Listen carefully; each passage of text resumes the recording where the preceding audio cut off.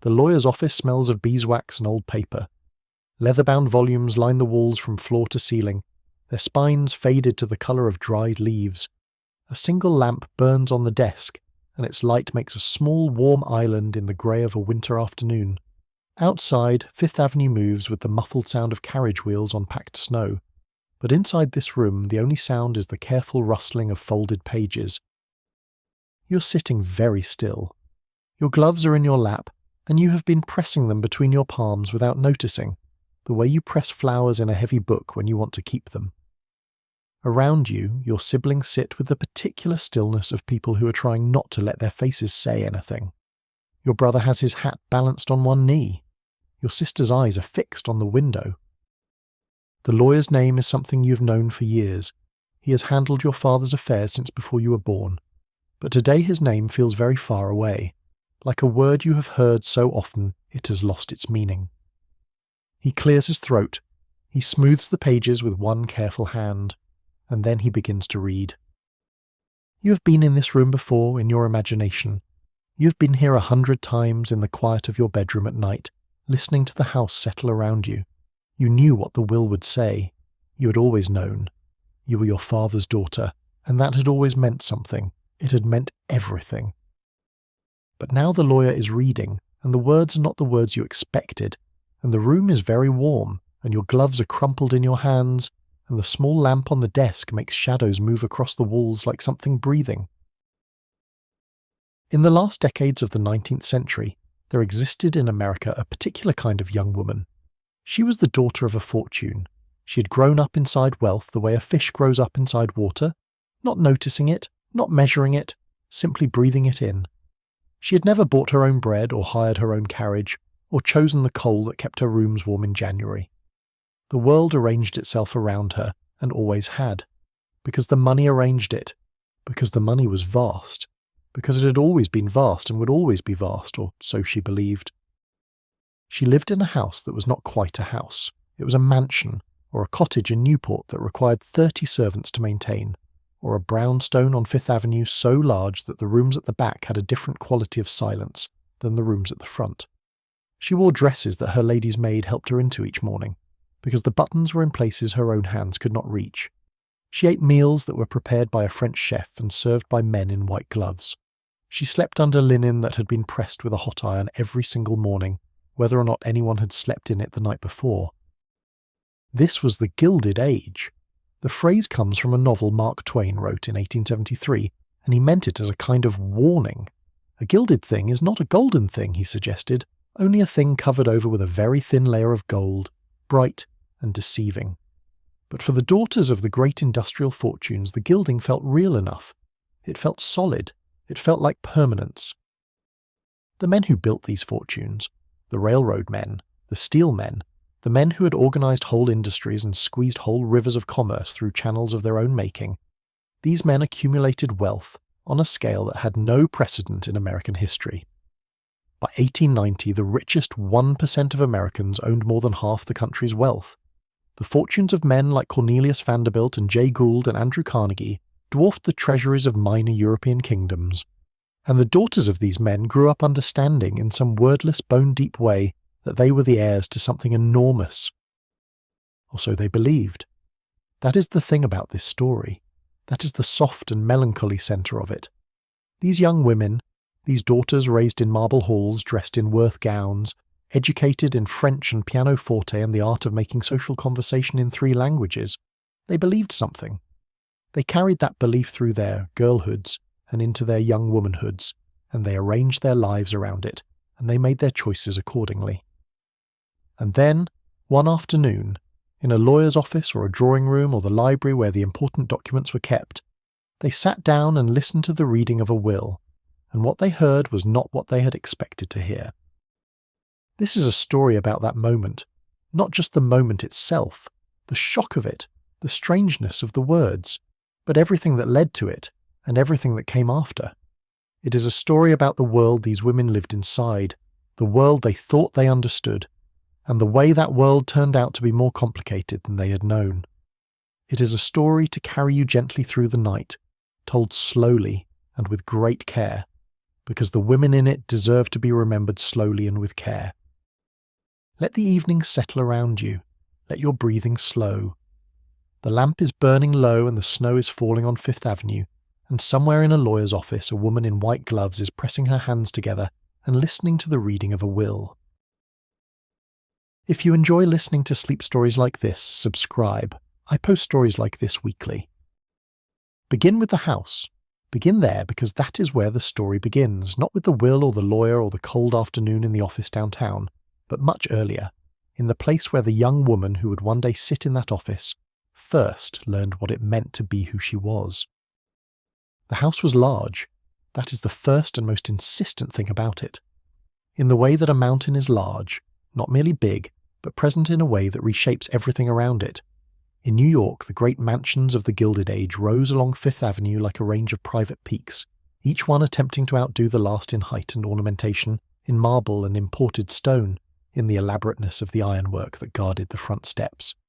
From the street, these houses declared their owners' wealth without any ambiguity. The message was in the stone itself. Inside, the scale was something else entirely.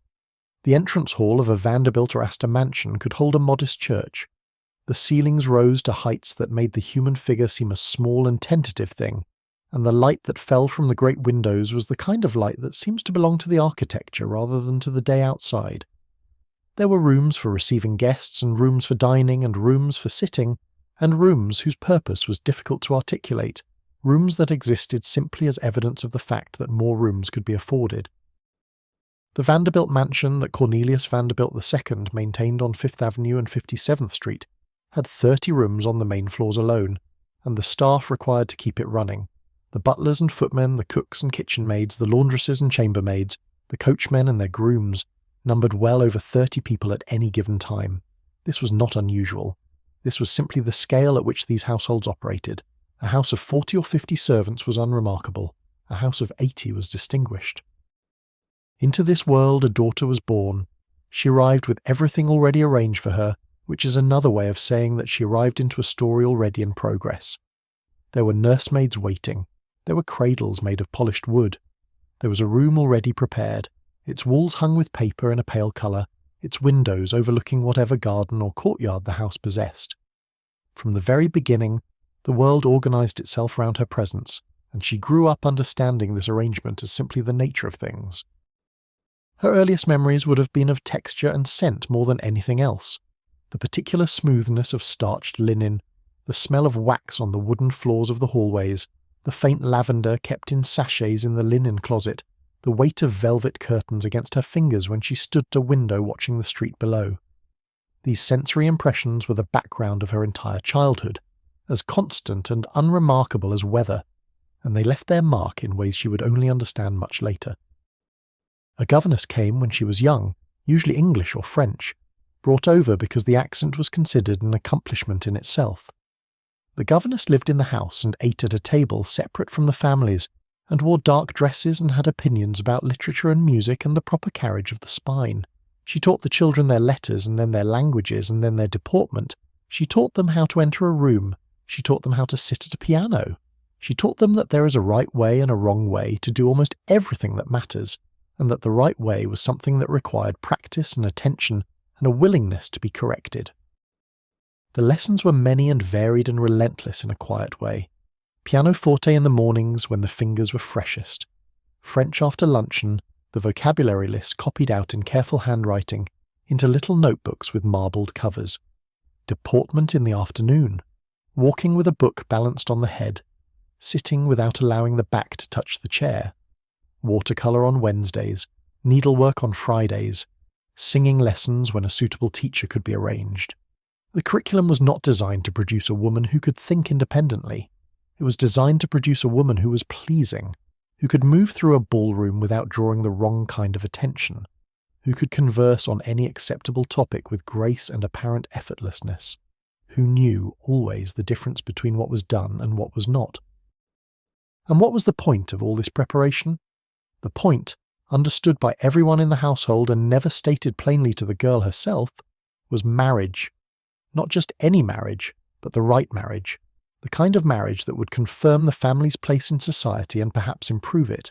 the kind of marriage that would secure the daughter's future in the most comprehensive way imaginable, the kind of marriage that would make all the lessons and the governesses and the correction worthwhile. The daughter was, in a sense, the family's most important investment.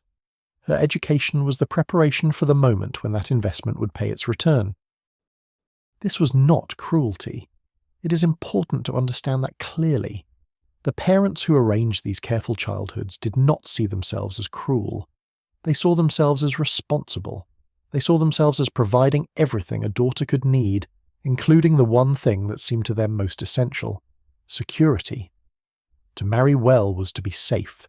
To be well established in the right society was to be protected from the indignities of the world. The gilded cage, to the people who built it, was a gift. And the girl who grew up inside it, the girl who learned her French and practiced her pianoforte and walked with a book balanced on her head until the posture became involuntary, she did not generally think of it as a cage at all. She thought of it as home. The restrictions were simply the shape of the world she lived in, as invisible as the air. She did not compare her life to other lives, because she had not seen other lives. She knew, in some general way, that there were people who lived differently, that somewhere beyond the park and the servants' entrance and the society pages there was a world of different textures and different rules. But she had not lived there. She had lived here, in these rooms, in this light, with this smell of wax and lavender, and the rooms and the light and the smell were simply what the world was made of. She grew, and the house grew around her, or rather she grew into a fuller sense of its dimensions. The rooms she had been kept from as a small child became accessible. The library became a place she could use alone. The drawing room became a room she could enter without being summoned. She began to understand the social architecture of the house, which rooms were for what purposes, which days the right people came to call, which evenings required the full display of silver and crystal, which mornings were quiet enough that the family ate together in the small breakfast room, rather than the dining room with its long table and its formal silences. This was a particular kind of education that the governess did not provide. It was the education of observation. She watched her mother receive guests and learned the language of social exchange, the warmth that was also a kind of evaluation, the compliments that were also a kind of measure, the conversations that seemed effortless and were in fact precisely calibrated. She watched her father move through his world, the business meetings that happened in the library with the door closed, the dinners where the men stayed at the table after the women had withdrawn, the way the household organised itself around his schedule in a way it did not organise itself around anyone else's, and she understood, without anyone explaining it to her, the shape of the power she lived inside. She began to understand, being prepared for something. The lessons and the correction and the careful management of her social appearances were all pointing toward a moment that was still some years away, but was already visible on the horizon. The season. The debut. The period of her young womanhood when she would be formally presented to the world as a marriageable young woman, and the process of finding her a husband would begin in earnest. This was the purpose of everything that had come before. This was what the gilded house had been preparing her for all her life. The house itself seemed to understand this. The rooms felt as if they had been designed with this purpose in mind. The ballroom that was not used for private entertainments, but held its grandeur in readiness for the occasions when it would be needed. The dining room that could seat 40 at a single table. The drawing room arranged for the reception of exactly the kinds of visitors who would matter to the season and to the marriage negotiations that the season existed to enable. Even the garden, in those houses that had gardens, behind the brownstones or at Newport, where gardens could be large and elaborate, even the garden felt managed, purposeful, a backdrop for the performance that life in this world required. The daughter moved through these rooms as someone who belonged to them, and also, in some sense, as someone who was being formed by them. The rooms expected certain things of her. They expected her to be graceful, to speak quietly, to never run, to manage her skirts with practiced ease, to sit and stand and move in ways appropriate to the spaces she inhabited. And she had internalized these expectations so thoroughly that she could no longer have told you where the expectation ended and her own preferences began. She was graceful because she was graceful. She spoke quietly because that was how she spoke. The formation had been complete. In the evenings, when the household had wound down from whatever social demands the day had made upon it, when the guests had gone and the dinner was over, and the servants were finishing their work below stairs, the house settled into a quieter version of itself. The sounds were the sounds of a large building breathing, the creak of old wood, the distant sound of water in pipes, the occasional voice from somewhere deep in the servants' quarters. The daughter, in her room on the upper floors, would lie in her bed beneath the pressed linen and feel the house around her like a presence. Large, certain, permanent. It was the permanence that was the most important quality. The house had always been there, or had been there as long as she could remember, which amounted to the same thing. It would always be there. The money that maintained it, that paid the servants, and bought the flowers for the drawing room and sent her dresses to Paris to be made. That money was also permanent, also always there, also as foundational and unquestioned as the house itself. This was what she knew about the world, at the end of every day, as she lay in the dark of her room with the sound of the house around her. The house was real. The money was real. Her future was provided for. She was safe. And she was ready. Or she believed she was ready, which amounts to the same thing until the moment it stops. She had practiced.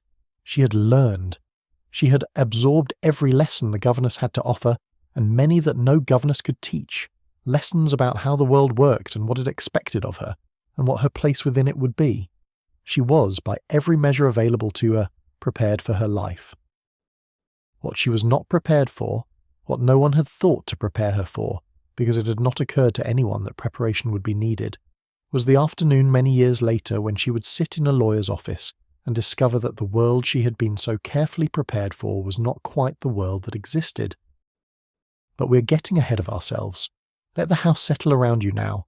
Let the wax and the lavender and the sound of the pianoforte carry you gently into the past.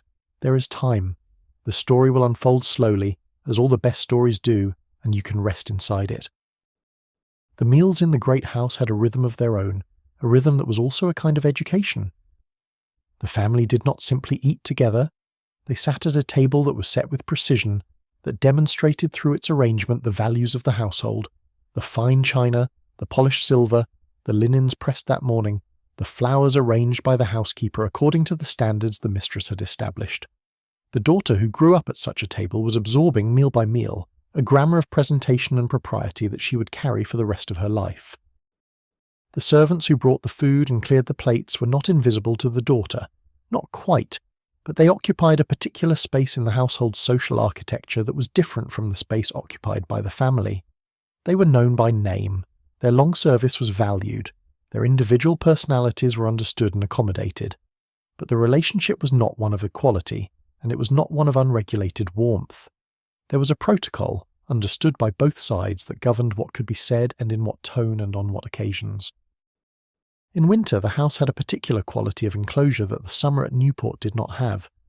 The rooms were lit by gas and then by electricity, as the decade changed, and the light had a warmth that the thin winter light outside did not. The fire in the hearth of the main sitting room was never allowed to go out, and the smell of it, coal in the city, wood in the country, was part of the permanent smell of the house, part of the backdrop of warmth that the daughter would always associate with safety and with belonging. She did not know, in those warm and enclosed winter rooms, that belonging is conditional. She did not know that the warmth had a source, and that the source had opinions, and that the opinions would one day be expressed in a document she had not yet read. The belonging felt absolute because she had never tested its limits. The belonging had never been threatened, and so its conditions had never been visible. She simply belonged, as naturally and as unquestioningly as the fire in the hearth. The meals in the great house had a rhythm of their own, a rhythm that was also a kind of education. The family did not simply eat together. They sat at a table that was set with precision, that demonstrated through its arrangement the values of the household, the fine china, the polished silver, the linens pressed that morning, the flowers arranged by the housekeeper according to the standards the mistress had established. The daughter who grew up at such a table was absorbing, meal by meal, a grammar of presentation and propriety that she would carry for the rest of her life. The servants who brought the food and cleared the plates were not invisible to the daughter, not quite, but they occupied a particular space in the household's social architecture that was different from the space occupied by the family. They were known by name, their long service was valued, their individual personalities were understood and accommodated, but the relationship was not one of equality, and it was not one of unregulated warmth. There was a protocol, understood by both sides that governed what could be said and in what tone and on what occasions. In winter, the house had a particular quality of enclosure that the summer at Newport did not have. The rooms were lit by gas and then by electricity, as the decade changed, and the light had a warmth that the thin winter light outside did not. The fire in the hearth of the main sitting room was never allowed to go out, and the smell of it, coal in the city, wood in the country, was part of the permanent smell of the house, part of the backdrop of warmth that the daughter would always associate with safety and with belonging. She did not know, in those warm and enclosed winter rooms, that belonging is conditional. She did not know that the warmth had a source, and that the source had opinions, and that the opinions would one day be expressed in a document she had not yet read. The belonging felt absolute because she had never tested its limits. The belonging had never been threatened, and so its conditions had never been visible. She simply belonged, as naturally and as unquestioningly as the fire in the hearth. The word heiress. It is a word with a particular sound to it, a kind of shimmer, as if the letters themselves are wearing something expensive. And in the Gilded Age it carried a specific weight, not just a social weight, though it had that, but a legal weight, a financial weight, a weight that pressed down on the girl who bore it in ways she could not fully see. To be an heiress meant, first and most simply, that your father had money. Not comfortable money, not the money of a successful lawyer or a prosperous merchant, but money on a scale that reshaped the world around it.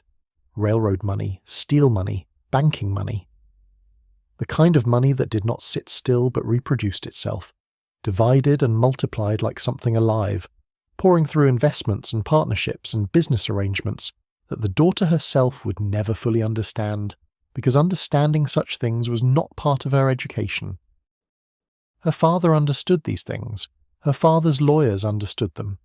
The men who sat in the library with the door closed and emerged with papers to be signed, they understood. But the heiress herself moved through a world of effects without causes, a world in which coal heated the rooms and food appeared on the table, and servants materialized when you needed them, and the seamstress came from Paris with her pattern books. And all of this happened as if by arrangement with nature rather than through the continuous and complicated labour of someone counting and calculating and managing a fortune. What she knew about money was primarily experiential.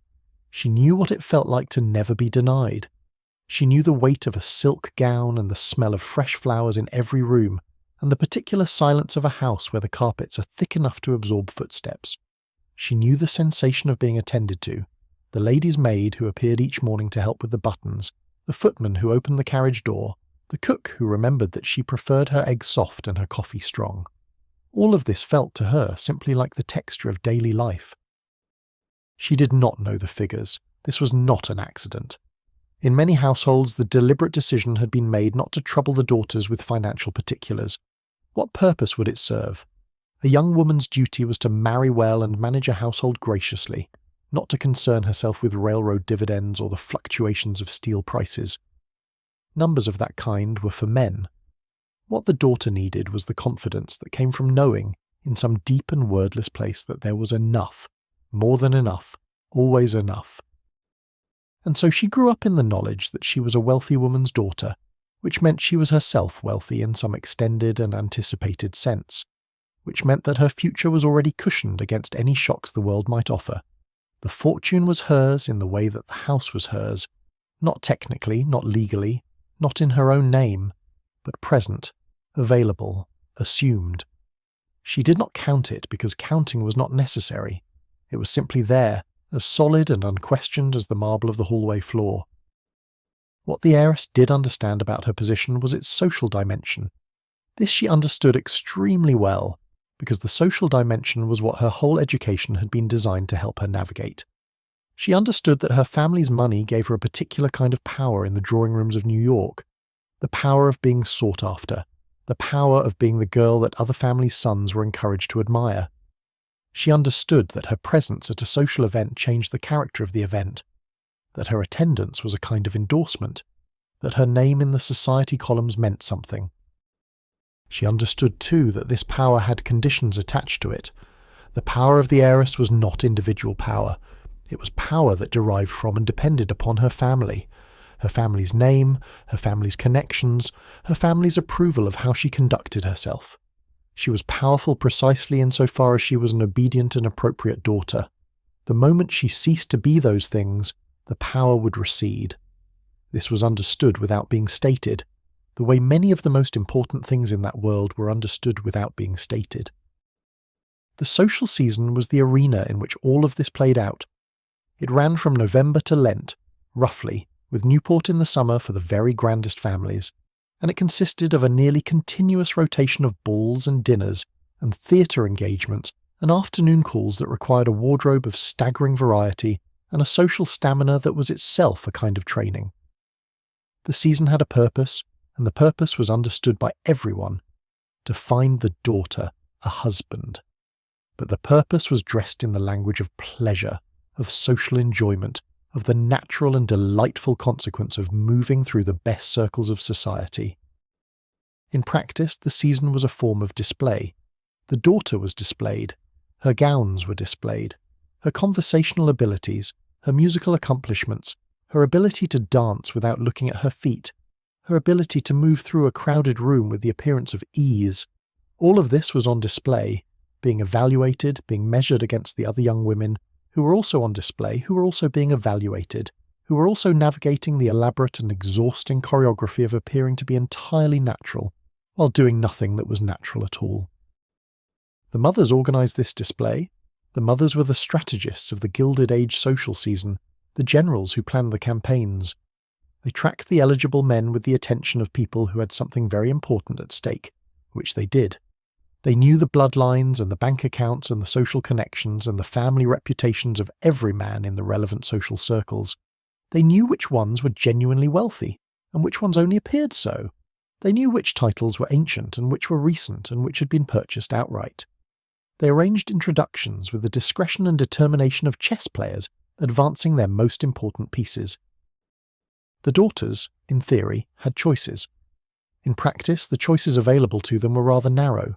They could choose, within limits, which of the approved candidates they preferred. They could express a reluctance toward a particular suitor, and in many cases the mother would hear it and adjust the strategy accordingly.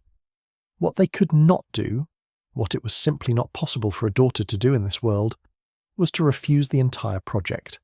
A daughter who said, "I do not wish to marry," or "I wish to marry someone you have not approved of," was not simply expressing a preference. She was threatening the entire social architecture that her family had spent decades constructing. This was not something that could be permitted. The heiress, therefore, grew up in a world where her status was both elevated and circumscribed. She was above so much, above the working women on the street, above the factory girls, above the servants in her own household, above most of the people who would ever glance at her carriage as it passed. But she was also below something, below the will and authority of her father and her mother, below the expectations of the society that had granted her her privileged position on the condition that she behave in the appropriate ways. Her freedom was large, but it had edges, and the edges were very definite.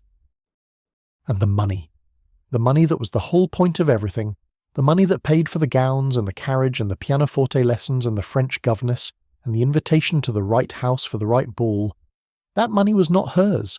It was her father's. It was managed by men whose names she did not know, moved through investments she did not understand, stored in banks she had never entered. When she needed it, for a new dress, for a gift, for anything at all, she asked, and it was provided. But asking is different from having. The asking was so seamless, so automatic, so readily granted that it felt like having.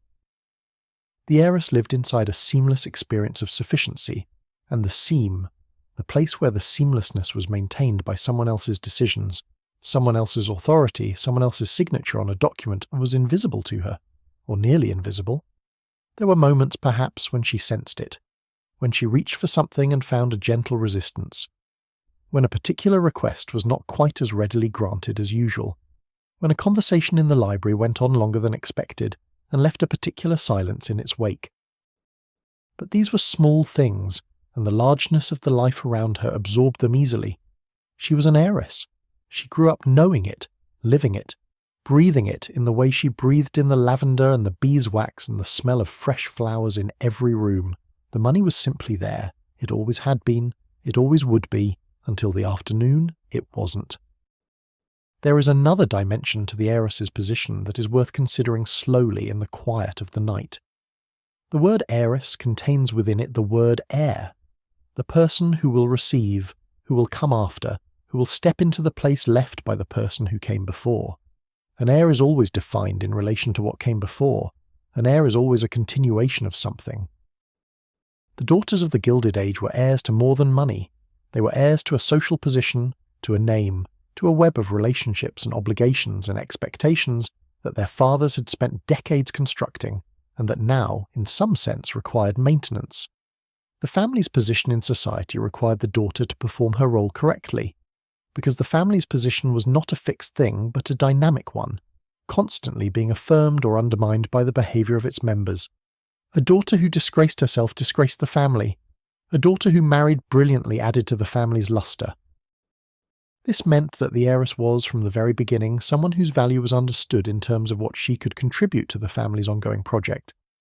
Not in cold or cynical terms necessarily.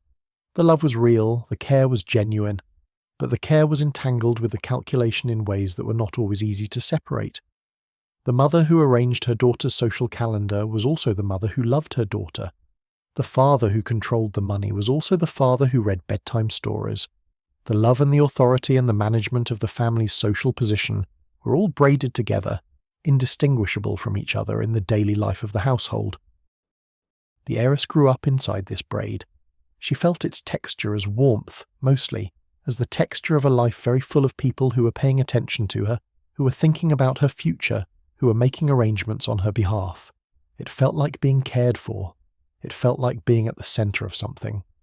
It was only later, sometimes much later, sometimes in the lawyer's office, that the care and the management became distinguishable from each other. Let that thought settle gently now, like a leaf on water. Let the word heiress dissolve in the air of the lawyer's quiet office. The story will continue, but there is no hurry. You have all the time in the world. The jewellery that accumulated around an heiress's life was itself a form of documentation. The pieces that were given to her at her birth, at her debut, at her engagement, at her wedding, each one carried a history, a meaning, a place in the family's ongoing narrative about itself. The pearl necklace that had been her grandmother's, the diamond earrings that her father had given her on her 18th birthday, the brooch that had been a wedding gift from a family of the highest distinction. These objects were not merely ornamental, they were evidence. Evidence of what? Of the family's wealth, certainly, but also of its taste, its connections, its sense of itself. The woman who wore these pieces was wearing her family's story, and when she sat in the lawyer's office many years later, the jewellery she wore to that occasion was the same jewellery, or the descendant of it, still carrying the weight of those original meanings. The stories the jewellery told had not changed. What had changed was the context in which the stories were being told. The allowance that the heiress received from her father during his lifetime was itself a kind of education in the nature of the financial relationship. It was, in most cases, a fixed sum, paid quarterly or monthly, sufficient for the personal expenses that the family's social position required. She did not need to account for how she spent it, within broad limits, but she also could not exceed it without asking for more, and asking for more was a negotiation that reminded her of the basic structure of the arrangement. The money came from him. It had always come from him. It would always come from him, she assumed, or would come from the estate he left her, which was the same thing projected forward in time. This assumption was so deeply embedded that it had the quality of a geological formation, something that had been there before consciousness began, something that could not be imagined as absent, something that the entire landscape of the self had been built on top of. The dissolution of the assumption, when it came, was therefore not merely a practical setback. It was something closer to a geological event. The jewellery that accumulated around an heiress's life was itself a form of documentation. The pieces that were given to her at her birth, at her debut, at her engagement, at her wedding, each one carried a history, a meaning, a place in the family's ongoing narrative about itself. The pearl necklace that had been her grandmother's, the diamond earrings that her father had given her on her 18th birthday, the brooch that had been a wedding gift from a family of the highest distinction. These objects were not merely ornamental, they were evidence. Evidence of what? Of the family's wealth, certainly, but also of its taste, its connections, its sense of itself. The woman who wore these pieces was wearing her family's story. And when she sat in the lawyer's office many years later, the jewellery she wore to that occasion was the same jewellery, or the descendant of it, still carrying the weight of those original meanings. The stories the jewellery told had not changed. What had changed was the context in which the stories were being told. The allowance that the heiress received from her father during his lifetime was itself a kind of education in the nature of the financial relationship. It was, in most cases, a fixed sum, paid quarterly or monthly, sufficient for the personal expenses that the family's social position required.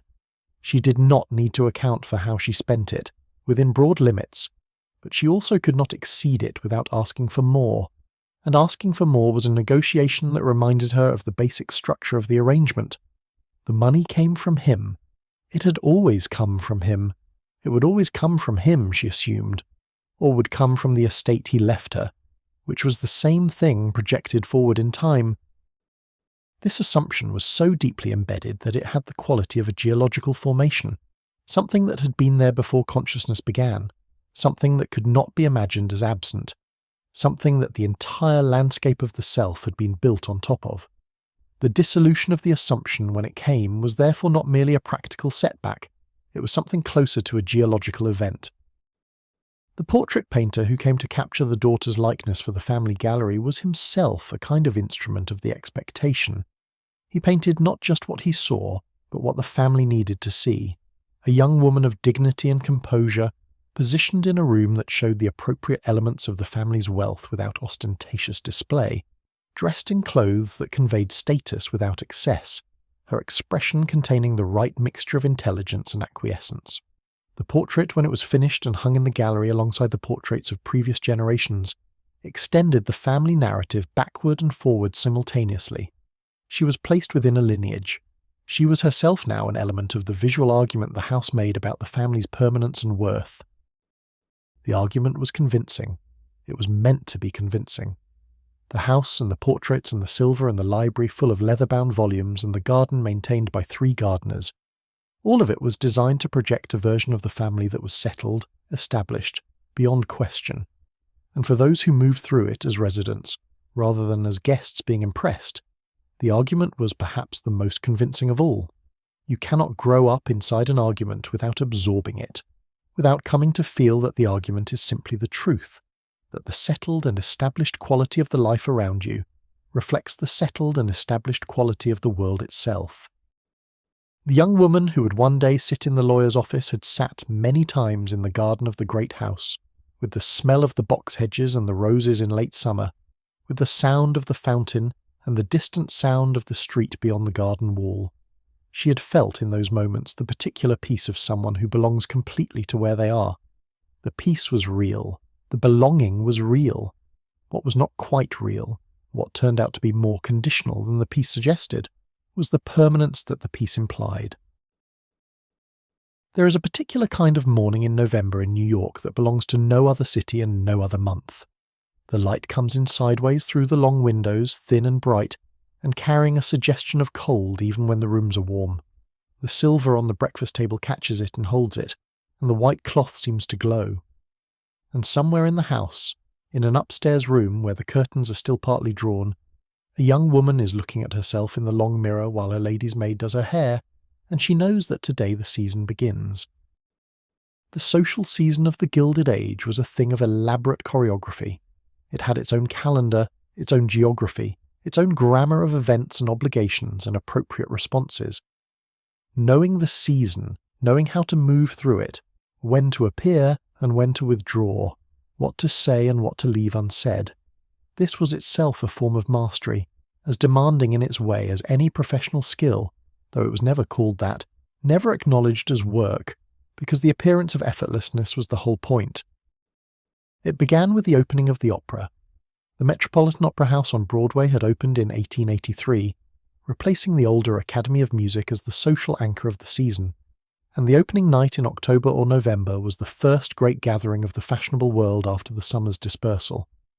To have a box at the Metropolitan was to be someone, to sit in one of the diamond horseshoe boxes, those 18 private boxes on the first ring, belonging to the families who had subscribed to the new opera house's construction, was to be unmistakably one of the right people. The daughter of a great family attended the opera opening in a new gown. This was not optional. The new gown was part of the display, as much a message as a pleasure. It was examined by the society reporters who attended specifically for this purpose, catalogued in the columns that appeared the next morning, compared and evaluated and placed within a hierarchy that everyone understood. She sat in the box and watched the opera and was watched, and the watching and being watched were simultaneous, continuous, and equally important. After the opera, the balls began. The great private balls of the Gilded Age were not what the word ball might suggest to later ears, not small or intimate or improvised, but events of tremendous scale and expense, requiring weeks of preparation and the mobilization of small armies of servants and decorators and caterers. The flowers alone could cost thousands of dollars. The champagne arrived in quantities that suggested the host imagined the guests capable of drinking the house into the ground, which some of them came close to doing. The patriarch balls were among the most important. Controlled by Ward McAllister, who was himself a kind of social engineer, they admitted only those families who met his particular specifications of old money and proper lineage. In 1892, McAllister published his famous list of the 400 people who could fit in Mrs. Astor's ballroom, and who were therefore, in his somewhat circular logic, the only people in New York worth knowing. To be on this list was to be confirmed. To be left off, it was a social wound that some families spent decades trying to heal. The daughter of a family on the list moved through these events with the awareness that she was in the right place, among the right people, doing the right things. This awareness was itself pleasurable, in the way that belonging is always pleasurable, especially when you have been carefully educated to desire exactly the kind of belonging that you possess. She danced, she talked, she was gracious to the older women who sat at the edges of the room and whose opinions mattered. She was charming but not forward with the young men who were presented to her. She did everything correctly because she had been taught everything correctly, and for a few hours the party glittered around her, and she glittered inside it, and it all felt very right. Newport in the summer was the other great arena. The cottage season at Newport, cottage being the word that wealthy families applied with straight-faced irony to their summer estates, which were rather grander than the word suggests, was a distinct social world with its own customs and its own rhythms. The families arrived from New York in June, their households travelling ahead of them with the trunks and the silver and the specific requirements of their particular establishments, and the summer proceeded in a round of morning calls and afternoon drives and evening entertainments that would have exhausted a lesser constitution. The breakers, which Cornelius Vanderbilt II had built as his Newport cottage in 1895, had 70 rooms. Marble House, which his brother William Kissam had built a few years earlier, and which had served as Consuelo Vanderbilt's childhood home, was somewhat smaller, but contained a ballroom decorated in the style of Versailles. These were summer houses. These were the places the family went to rest from the pressures of the city. The contrast with the lives of the people who built and maintained these cottages, the construction workers, the quarrymen, the domestic staff, was not something that was dwelt upon, because dwelling upon it would have complicated the ease that was the whole point of being there. Within this world, the daughter was always being observed and sometimes scrutinized in ways that would have felt intrusive had they been more openly acknowledged. The society reporters tracked her appearances and her absences. Her new friendships were noted. Her interaction with particular young men was catalogued and interpreted. Was she seen more than once in the company of so-and-so? Did she dance with the same partner twice at the breakers' ball? These were not trivial matters. They were the material of the social columns, and the social columns were read by everyone who mattered, and everyone who mattered drew conclusions. The parents read these columns with particular attention. A mother who saw her daughter's name linked to an unsuitable young man in the morning paper would have words with the daughter before luncheon. An unsuitable young man meant, in this context, a man without the right fortune or the right family connections or the right social position, which translated meant a man who could not improve the family's standing through the marriage. The season was an elaborate market, and the parents were the market makers, and the daughters were the commodity. though no one used those words because the language of the market was kept carefully out of the language of society. And yet the daughters were not passive. This is a thing worth resting with for a moment. Within the constraints of the season, and the constraints were real and numerous and enforced with considerable social force, the daughters exercised what freedom they had with genuine intelligence. They learned to read people. They learned to manage conversations. They developed opinions about which of the eligible men were interesting, and which were merely rich, which families had genuine warmth, and which performed warmth for social purposes, which alliances would be pleasant to live inside, and which would be simply convenient. They could not always act on these assessments, but they made them. Some daughters found the season genuinely enjoyable. The balls were beautiful, the music was good, the clothes were extraordinary. The feeling of being admired, of entering a room and watching the room notice you, was not nothing. It was, for a certain kind of person, a form of pleasure that the straitened circumstances of a later era would make it difficult to replicate. The season was, if you were of the right temperament, a very agreeable way to spend your young years. Other daughters found it suffocating. The repetition of it, the same rooms, the same families, the same conversations about the same topics, the same careful management of every word and gesture, wore on them in ways they could not easily express, because expressing such feelings would itself have been a kind of social error. To say I find this exhausting would have been to admit to something, though it was never entirely clear what. Weakness, perhaps, or ingratitude, or the dangerous desire for something different. And some daughters, perhaps more of them than the historical record shows, because the historical record is composed mostly of what people said in rooms where they were being observed, some daughters moved through the season with the smooth competence of a well-trained performer, doing everything correctly, appearing to enjoy everything appropriately, while somewhere behind their eyes something else was happening. Something that watched the room and found it beautiful, and also found it small. Something that had questions it could not ask, because the season had no room for questions of that kind. The carriages lined up outside the great houses in the evenings of the season made a particular sound. The sound of wheels on cobblestone, and the sound of horses shifting their weight, and the sound of voices carrying briefly into the cold air, before the carriage doors were closed and the vehicles rolled away toward the next engagement. The daughter who sat inside one of these carriages, dressed in her gown and her jewels and her careful composure, listening to the sound of the city outside, was entirely inside the world she had been raised to inhabit, and it was very comfortable, and it was very beautiful, and it was also, in certain lights, in certain moments, very limited. The debutante ball, the specific event at which a daughter was formally introduced to society for the first time, was the culmination of all the preparation, the moment when the years of training became a single evening of presentation. These events were planned with extraordinary care and enormous expense. The invitations went out weeks in advance. The gown was ordered from Paris months before the date. The flowers were arranged the morning of the event. The music was rehearsed. And then the evening came, and the daughter walked into the room on her father's arm, and the room received her. This moment, the moment of the debut, the entrance into the room, the acknowledgement of her arrival by the assembled guests, was one that many daughters remembered for the rest of their lives. Some remembered it with pleasure, as a moment when everything had gone well, when the gown had been perfect and the room had been warm and kind. Others remembered it with something more complex, not quite pleasure, not quite pride, but a kind of heightened awareness of being seen, of being assessed, of being placed within a system of evaluation that would continue for the rest of the season, and perhaps for the rest of their lives. What they were all aware of, in the moment and in retrospect, was that the debut was a beginning. The season that followed would lead to a marriage, and the marriage would lead to a household of her own, and the household of her own would be the central project of her life, and within that project, within the management of the house, and the raising of the children, and the maintenance of the social obligations, she would find whatever satisfactions her life had to offer. This was the arc that the season was inaugurating.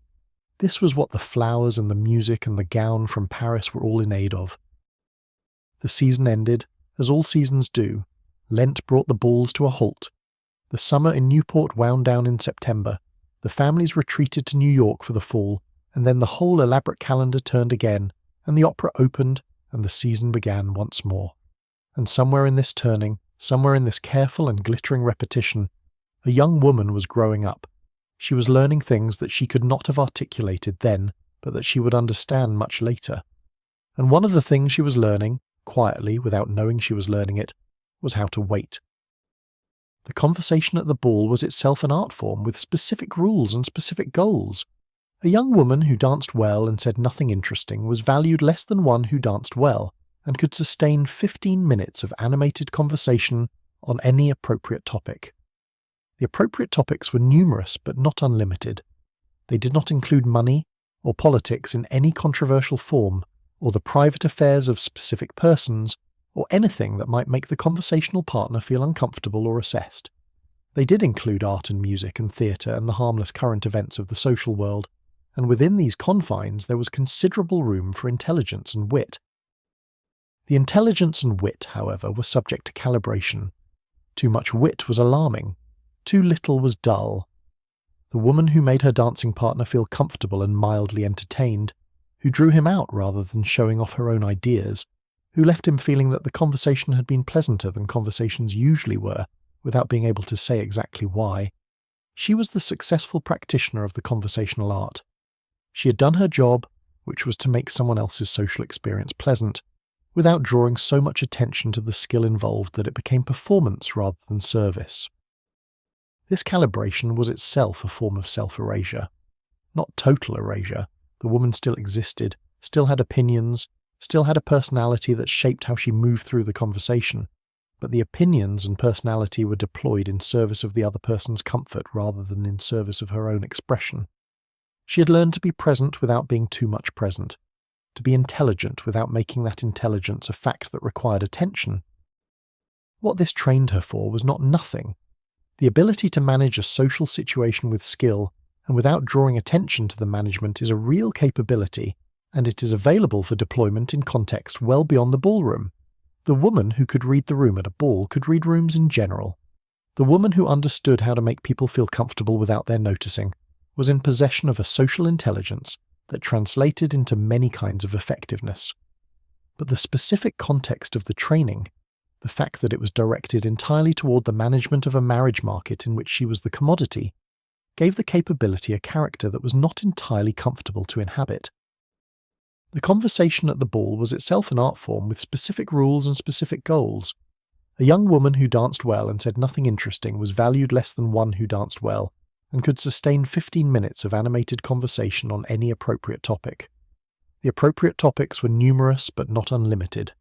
They did not include money or politics in any controversial form, or the private affairs of specific persons, or anything that might make the conversational partner feel uncomfortable or assessed. They did include art and music and theatre and the harmless current events of the social world, and within these confines there was considerable room for intelligence and wit. The intelligence and wit, however, were subject to calibration. Too much wit was alarming. Too little was dull. The woman who made her dancing partner feel comfortable and mildly entertained, who drew him out rather than showing off her own ideas, who left him feeling that the conversation had been pleasanter than conversations usually were without being able to say exactly why. She was the successful practitioner of the conversational art. She had done her job, which was to make someone else's social experience pleasant, without drawing so much attention to the skill involved that it became performance rather than service. This calibration was itself a form of self-erasure. Not total erasure. The woman still existed, still had opinions, still had a personality that shaped how she moved through the conversation. But the opinions and personality were deployed in service of the other person's comfort rather than in service of her own expression. She had learned to be present without being too much present, to be intelligent without making that intelligence a fact that required attention. What this trained her for was not nothing. The ability to manage a social situation with skill and without drawing attention to the management is a real capability, and it is available for deployment in contexts well beyond the ballroom. The woman who could read the room at a ball could read rooms in general. The woman who understood how to make people feel comfortable without their noticing was in possession of a social intelligence that translated into many kinds of effectiveness. But the specific context of the training, the fact that it was directed entirely toward the management of a marriage market in which she was the commodity, gave the capability a character that was not entirely comfortable to inhabit. The fathers. Let's think about the fathers for a while, because the story of the Gilded Age heiresses is also, at its deep root, a story about their fathers, the men who built the fortunes, who controlled them, and who decided what would happen to them when they were gone. These were not gentlemen in the sense of men without force. The force required to build a fortune on the scale of a Vanderbilt or an Astor or a Gould or a Carnegie was enormous. Not just the practical force of industry and commerce, but a certain quality of will, an ability to sustain attention and effort and strategic vision across decades, an imperviousness to the setbacks and reversals that destroyed lesser men. These were men who had imposed their vision on the world, and the world had, to a remarkable degree, accepted the imposition.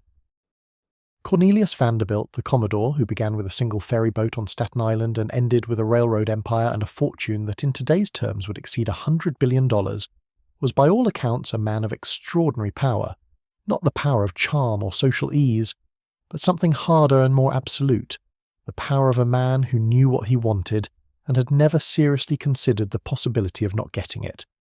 He chewed tobacco and wore rough clothes and spoke without elegance, and was dismissed by the old New York families as a barbarian, and he built a fortune that dwarfed theirs and outlasted their contempt. His son William, Henry Vanderbilt, inherited this quality along with the fortune itself, and doubled the fortune before he died, which no one had quite expected, because William Henry had seemed the milder version of his father's iron. But the fortune-building impulse was in the blood, and the Vanderbilt men who came after him also felt it, to varying degrees and with varying results. The grandsons and great-grandsons sat at the head of enterprises their grandfather had assembled, and they ran them with competence or with brilliance, or occasionally with a certain cultivated carelessness that the press found delightful and the accountants found alarming. Jay Gould was a different kind of father, in certain respects, where the Vanderbilts had a certain grandeur even in their roughness, a baronial quality, a sense of themselves as the rightful lords of their particular domain. Gould operated with a more deliberate and at times almost theatrical unscrupulousness that his contemporaries found breathtaking. He manipulated markets. He played rivals against each other. He constructed and dismantled partnerships with a fluency that suggested he did not entirely understand the concept of loyalty, or understood it only as a useful instrument for the manipulation of others. His contemporaries called him the Mephistopheles of Wall Street, and while this was an exaggeration, it was not an exaggeration with no basis in fact. Andrew Carnegie, the steel man, was different again, a Scottish immigrant who had arrived in America at 13 with nothing, and ended with a fortune so large that when he tried to give it away, which he spent the last decades of his life doing, systematically and with great deliberateness, it took extraordinary effort just to move the money fast enough. Carnegie believed in wealth as a responsibility, in the obligation of the rich to use their resources for the public good, and he built libraries and concert halls and university endowments on a scale that no private individual had attempted before. But he also believed that the wealth he had built was his to distribute as he saw fit, which is a different thing from believing that the people around him had any claim on it. These men, the fathers of the Gilded Age, shared certain qualities regardless of their individual characters. They had built their own fortunes, which meant they understood the fortune as an achievement, as something that had been made and therefore could in principle be unmade if those who came after them proved unworthy of it. They had opinions about what was worthy and what was not. They exercised those opinions in their wills. The will was the father's final statement. It was the place where all of his opinions about his children, their characters, their marriages, their life choices, their worthiness, were translated into the language of money and made legally permanent. A Gilded Age father with a large fortune had enormous power in his will. He could distribute it as he liked. He could attach conditions to it. He could express his approval or his disappointment through the instrument of his estate planning in ways that would shape his children's lives for decades after he was gone, and many of them did. Frank Work was a stockbroker and financier who made his fortune partly as a protégé of the Commodore Vanderbilt himself, and whose own fortune when he died in 1911 amounted to about $15 million, a very substantial sum. His daughter Frances had married an Irish aristocrat named James Burke Roche in 1880, a charming and thoroughly improvident man who spent money with a cheerfulness entirely uncorrelated with his ability to generate it. Frank Work had paid the young man's gambling debts, amounting to $50,000 as part of the marriage settlement, and then watched his son-in-law continue to be improvident in the same agreeable and expensive way for the next several years. He was not pleased. The Gilded Age press reported with visible enjoyment that when Frank Work died, he left a will of considerable elaborateness, a will with 15 separate codicils, each one addressing some specific aspect of his daughter's behaviour or her children's lives, each one attaching conditions to the money that amounted to a form of control exercised from beyond the grave. He stipulated that his grandchildren were to be educated only in America. He stipulated that his daughter was to have nothing to do with her ex-husband. He stipulated that the money would be withheld if certain conditions were not met. He had, in short, used his will as a mechanism of ongoing parental authority, a way of continuing to shape his daughter's life even after he was no longer alive to enforce his preferences in person. This was not unusual in kind, only in degree.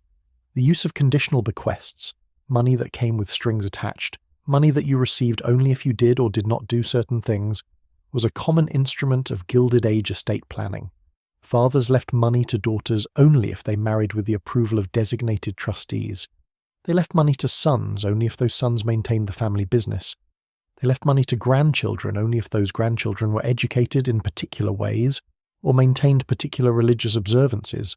The will was not just a distribution of assets, it was a continuation of authority. What made Frank Work's will particularly striking was its specificity. 15 codicils, each one addressed to a particular behaviour or relationship or life circumstance. One codicil, it was reported, offered to restore his daughter's allowance if she were to leave her second husband. The precision of this was remarkable, not just the conditional nature of the bequest, but the intimacy of the condition, the sense of a man reaching into his daughter's marriage and offering her money if she would make a particular choice within it. He was gone, but the will was still there, still talking, still managing. The daughter who sat in the lawyer's office and heard these conditions read aloud was in an extraordinary position. She was a grown woman. She had been married, divorced, married again. She had her own children, her own life, her own opinions about how that life should be conducted. And she was sitting in a room listening to her dead father tell her what she needed to do in order to receive money that she had, in some sense, been expecting her entire life. The money that was supposed to be there, that had always been there, that the whole arrangement of her existence had assumed would be there.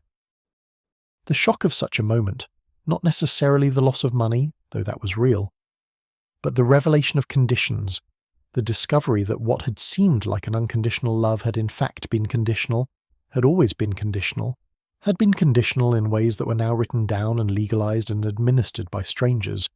That shock is worth resting with. It is a particular kind of shock, quiet and cold and slow to absorb. The fathers of the Gilded Age loved their daughters, in most cases, in the ways they understood love. But love in that world was inseparable from authority. To love someone was to want the best for them, and to want the best for them was to define what the best was, and to define what the best was to enforce that definition with whatever instruments were available. The will was the final and most permanent of those instruments. And so the daughters waited in some sense all their lives for the reading of the will. They waited without knowing they were waiting. They went to the opera and attended the balls and made their marriages and raised their children and lived their glittering or their quiet lives. And somewhere underneath all of it, the will was being written and revised and supplemented with codicils, and one day they would hear what it said. The way a Gilded Age fortune was built had everything to do with how it was ultimately distributed. The men who made these fortunes from nothing, from a single ferry boat, from a peddler's pack, from the raw material abundance of a particular region. These men understood the value of what they had accumulated in an intensely personal way. The money was not just money, it was the material proof of a particular kind of life, a testament to qualities, shrewdness, determination, willingness to work and to risk, that the men themselves valued above almost everything else. This understanding of money as earned, as personally constructed, as carrying the identity of the person who built it, influenced profoundly how money was passed on. A man who had built a railroad empire did not think of his fortune as simply a pile of assets to distribute evenly among whoever happened to be his heirs. He thought of it as a living thing, as something requiring intelligent stewardship, as something that would grow or diminish depending on who managed it. He thought about who would manage it with considerable care. The daughters occupied an ambiguous position in this thinking. They were heirs in the straightforward sense, the children of the man, the ones whose faces he saw at the dinner table, whose happiness mattered to him in the ordinary human way. But they were not, in his understanding, the natural stewards of the business he had built. The business required a kind of attention and authority, and daily engagement that the social structure of the era made it nearly impossible for a woman to provide. And so the solutions these fathers developed, the trusts, the conditions, the distributions that favoured sons in business ownership while providing daughters with income sufficient to maintain their social positions, these solutions were not arbitrary. They reflected a genuine, if self-reinforcing assessment of what daughters could and could not do with money. The assessment consistently underestimated women, but it was the operating assumption of the world, held sincerely by men who loved their daughters while simultaneously limiting what those daughters could access. The operating assumption had consequences that extended far beyond the distribution of any particular estate. It shaped what daughters were educated to do and what they were not. It shaped what daughters expected of themselves and what they did not.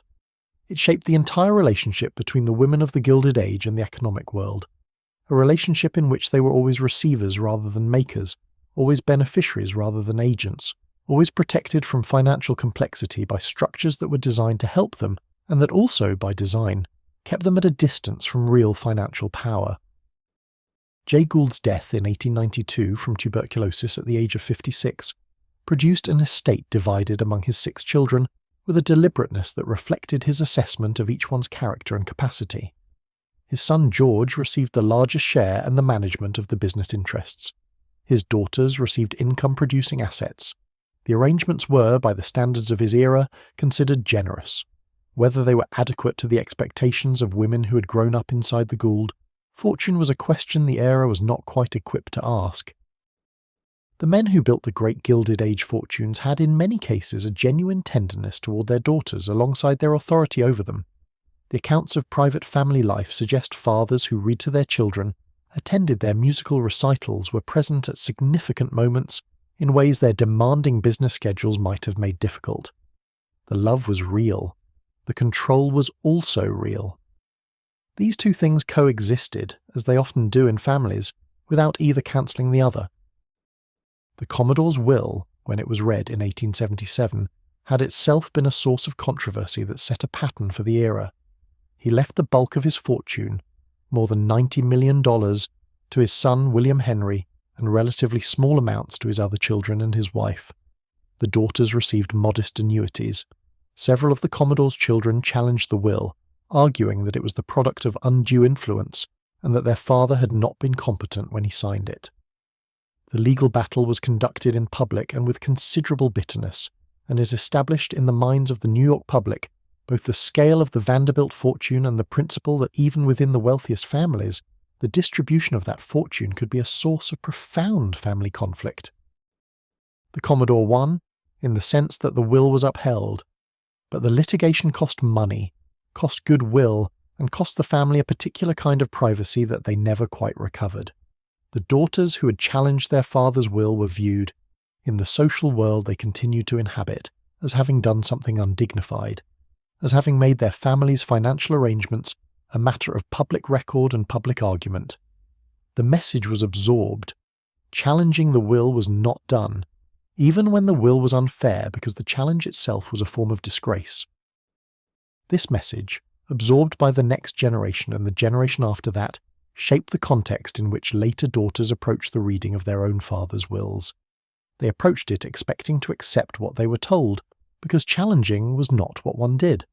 They approached it expecting to be provided for because they had always been provided for, and if the provision turned out to be less than they had assumed, or more conditional than they had known, they tended, in the manner of their class and their training, to absorb the surprise privately and manage the adjustment without public complaint. In 1895, 9 American heiresses crossed the Atlantic in a single year to marry European aristocrats. 9 young women, in a single year, packed their trunks and said their goodbyes and sailed away from the world they had grown up in to become the wives of men whose families had spent centuries inhabiting crumbling castles on the bleak moors and draughty parklands of England and France and the Italian countryside. This was considered, by everyone involved, an entirely sensible arrangement. The press called them dollar princesses. It was a phrase with two edges, admiring and mocking in roughly equal measure. Admiring because the image of a beautiful American girl becoming a European countess or duchess had the quality of a fairy tale, and mocking because the transaction was so naked, so cheerfully commercial, so entirely at odds with the romantic language in which it was usually described. These were not love matches, or they were not only love matches. They were, at their heart, arrangements between two kinds of need. The European aristocrats needed money. This is the essential fact that explains the whole phenomenon. The agricultural depression of the 1870s and 1880s had devastated the landed estates of the English and continental nobility. Rents had fallen, harvests had failed. The grand houses that a nobleman's family had maintained for 3 or 4 centuries were now requiring maintenance budgets that the estates could no longer generate. The roofs leaked, the walls were damp, the servants' hall was understaffed, something needed to happen. What happened was the American heiress.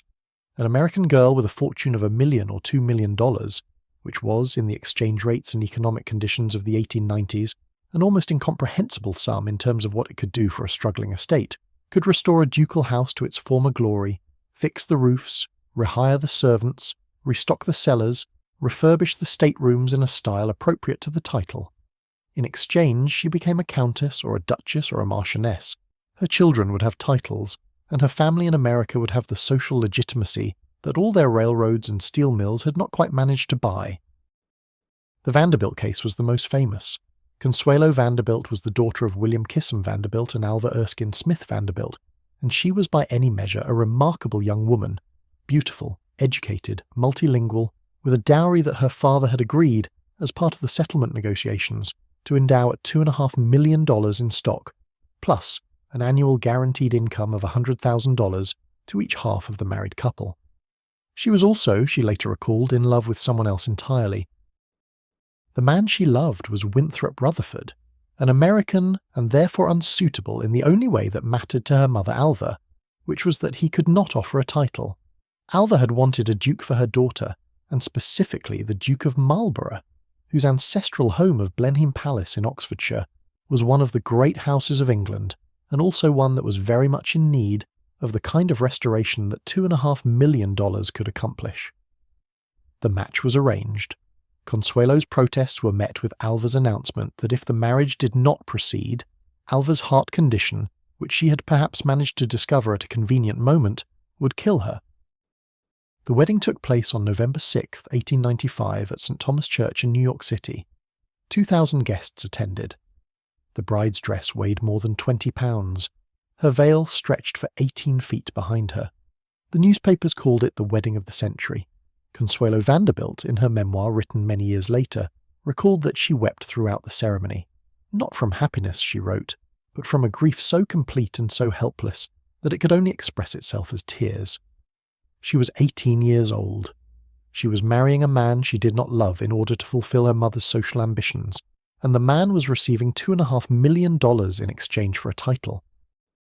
What the newspapers did not report, what no one said out loud in the drawing rooms where the wedding was discussed, was the question of money, not the dowry, which was public and large and the subject of considerable discussion, but the heiress's own future money. What would happen to it, where it would go, who would control it after the marriage? Because under the laws of coverture as they had historically operated, and under the arrangements of Gilded Age marriage settlements as they were typically structured, a married woman's money was a complicated thing. It was hers in some respects and her husband's in others, and the exact lines of the arrangement depended on what had been negotiated before the wedding and what the terms of the relevant wills and trusts specified. This was, for the heiresses, a source of genuine vulnerability. They brought the money into the marriage. The money was, in some legal and practical sense, their contribution to the arrangement. But once married, the ability to control that money, to deploy it, to withhold it, to keep it from flowing out through a husband's extravagance, depended on legal structures that varied considerably from case to case and country to country. Some women had their assets well protected by trusts. Others discovered that protection was more theoretical than practical. Anna Gould was Jay Gould's daughter, and she married Count Boni de Castellane in 1895, the same year as Consuelo's wedding to the Duke of Marlborough.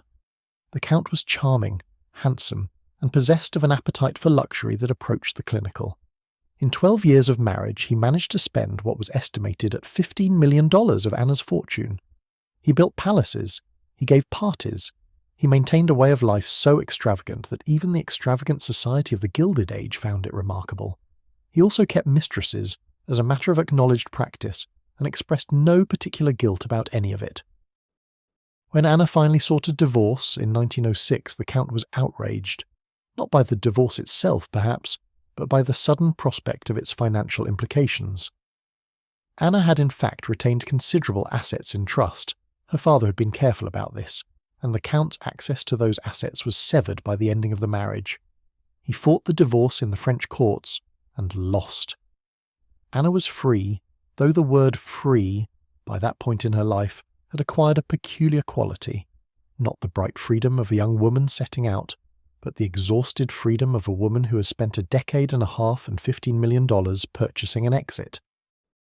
Mary Lita was the daughter of a Chicago millionaire who had made his fortune as a partner of Marshall Field, and she married Lord Curzon, the future Viceroy of India, in 1895.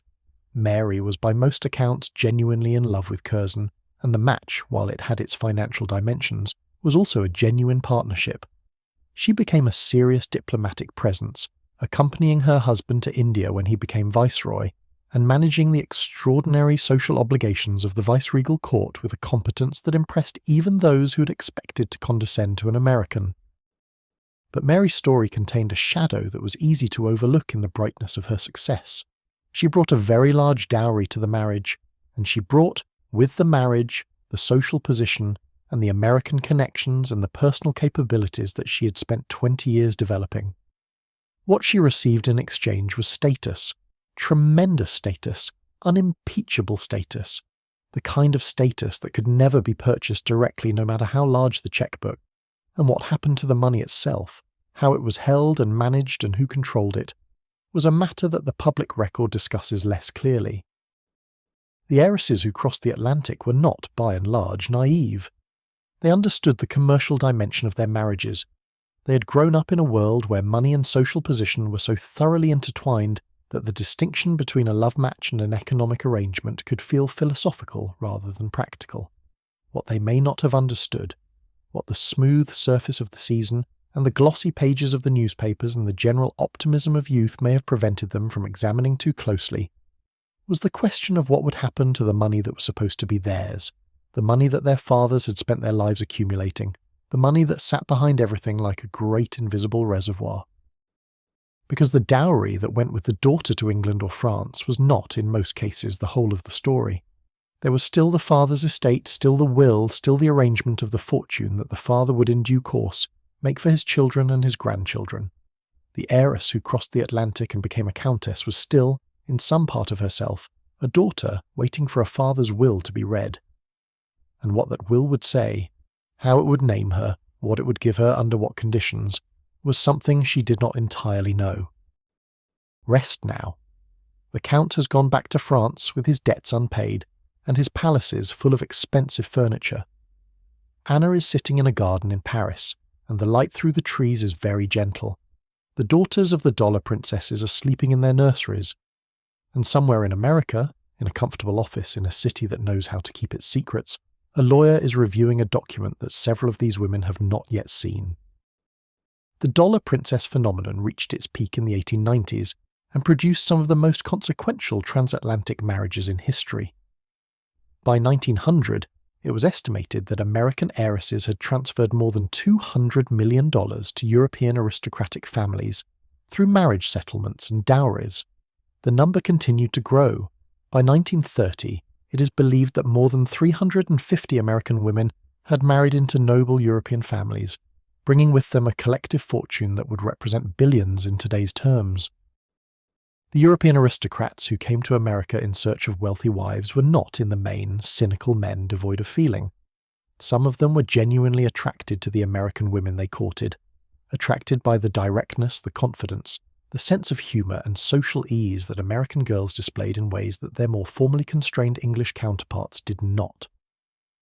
The British author and hostess Jenny Churchill, who was herself an American heiress who had married into the English aristocracy, wrote about this quality with some precision. American girls, she observed, were better educated, more travelled, more confident in expressing their views, more capable of genuine conversation than the shy and carefully managed English débutantes they competed with. But the attraction was also financial, and both sides understood this, even when they did not say so in the language of transaction. The settlement documents said it clearly enough.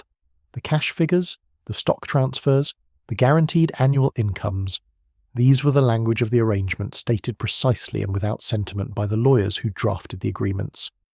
The romance existed alongside the finance, not instead of it. What happened after the marriage was the part that the society columns discussed less thoroughly. The American heiress who became a European duchess or countess or marchioness found herself in a world she knew only superficially, a world of country houses and seasonal rituals and elaborate social hierarchies that operated on principles quite different from the hierarchies she had navigated in New York. The English aristocracy had a particular quality of reserve, a particular form of condescension toward Americans that was expressed so obliquely and so consistently that it could be difficult to identify clearly and therefore difficult to address. The grand European houses that these women married into were beautiful, often extraordinarily so, but they were also cold, physically cold, in the literal sense, in a way that the well-heated American houses of their childhoods had not been. The English country house in November was a particular kind of cold, the kind that comes from stone walls 3 feet thick and fires that warm only the immediate vicinity of the hearth. The American wife who had grown up in a heated house discovered that drafts were considered a normal feature of English country house life, that the heating that existed was largely ceremonial, that wool undergarments were a practical necessity rather than an affectation. And alongside the physical adjustment was the social one. She was a dollar princess. The phrase followed her. It was not said to her face. Social convention in both England and America forbade that level of directness. But it was said everywhere else, and she knew it was said, and the knowing of it was its own form of pressure. She had bought her way in. The title was real, but it had been purchased. This was understood by everyone in the room, including the woman herself, and managing that understanding, moving through the world with the dignity appropriate to her title, while knowing that the title had been negotiated like a commodity, required a particular kind of equanimity.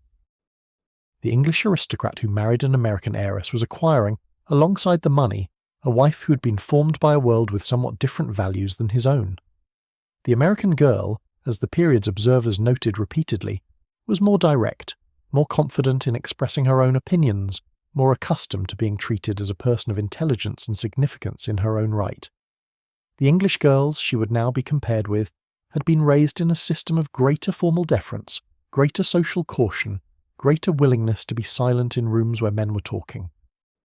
This difference was, in some marriages, a source of pleasure.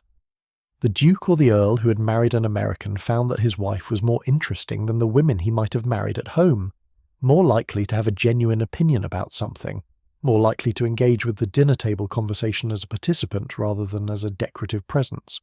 Some husbands valued this. Others found it challenging, found that the directness that had seemed charming in the courtship seemed less charming as a permanent feature of domestic life. The American wife, for her part, was adjusting to a social world that was simultaneously more formal and less frank than the one she had grown up in. The English aristocracy had its own codes, its own unspoken rules, its own forms of kindness and cruelty that were expressed in ways she had not been trained to read. She was in England a foreigner, however well dressed and however fluent her French, a foreigner who had bought her way in, and who was observed with the particular attention that the arrived newcomer always receives in a world where arrival is itself a form of presumption. There is a particular kind of learning that is designed to create a particular kind of person, a person equipped to inhabit a particular world, to speak its language, to move within its constraints with grace and apparent ease. The education that the daughters of Gilded Age America received was exactly this kind of learning. It was exquisitely tailored to the world they were expected to inhabit, and the world it was not tailored to, the world that existed just outside the gates, and also, it turned out, inside the documents in the lawyer's office, was the world that would eventually matter most. The finishing school was the culmination of this education, or rather its formal articulation.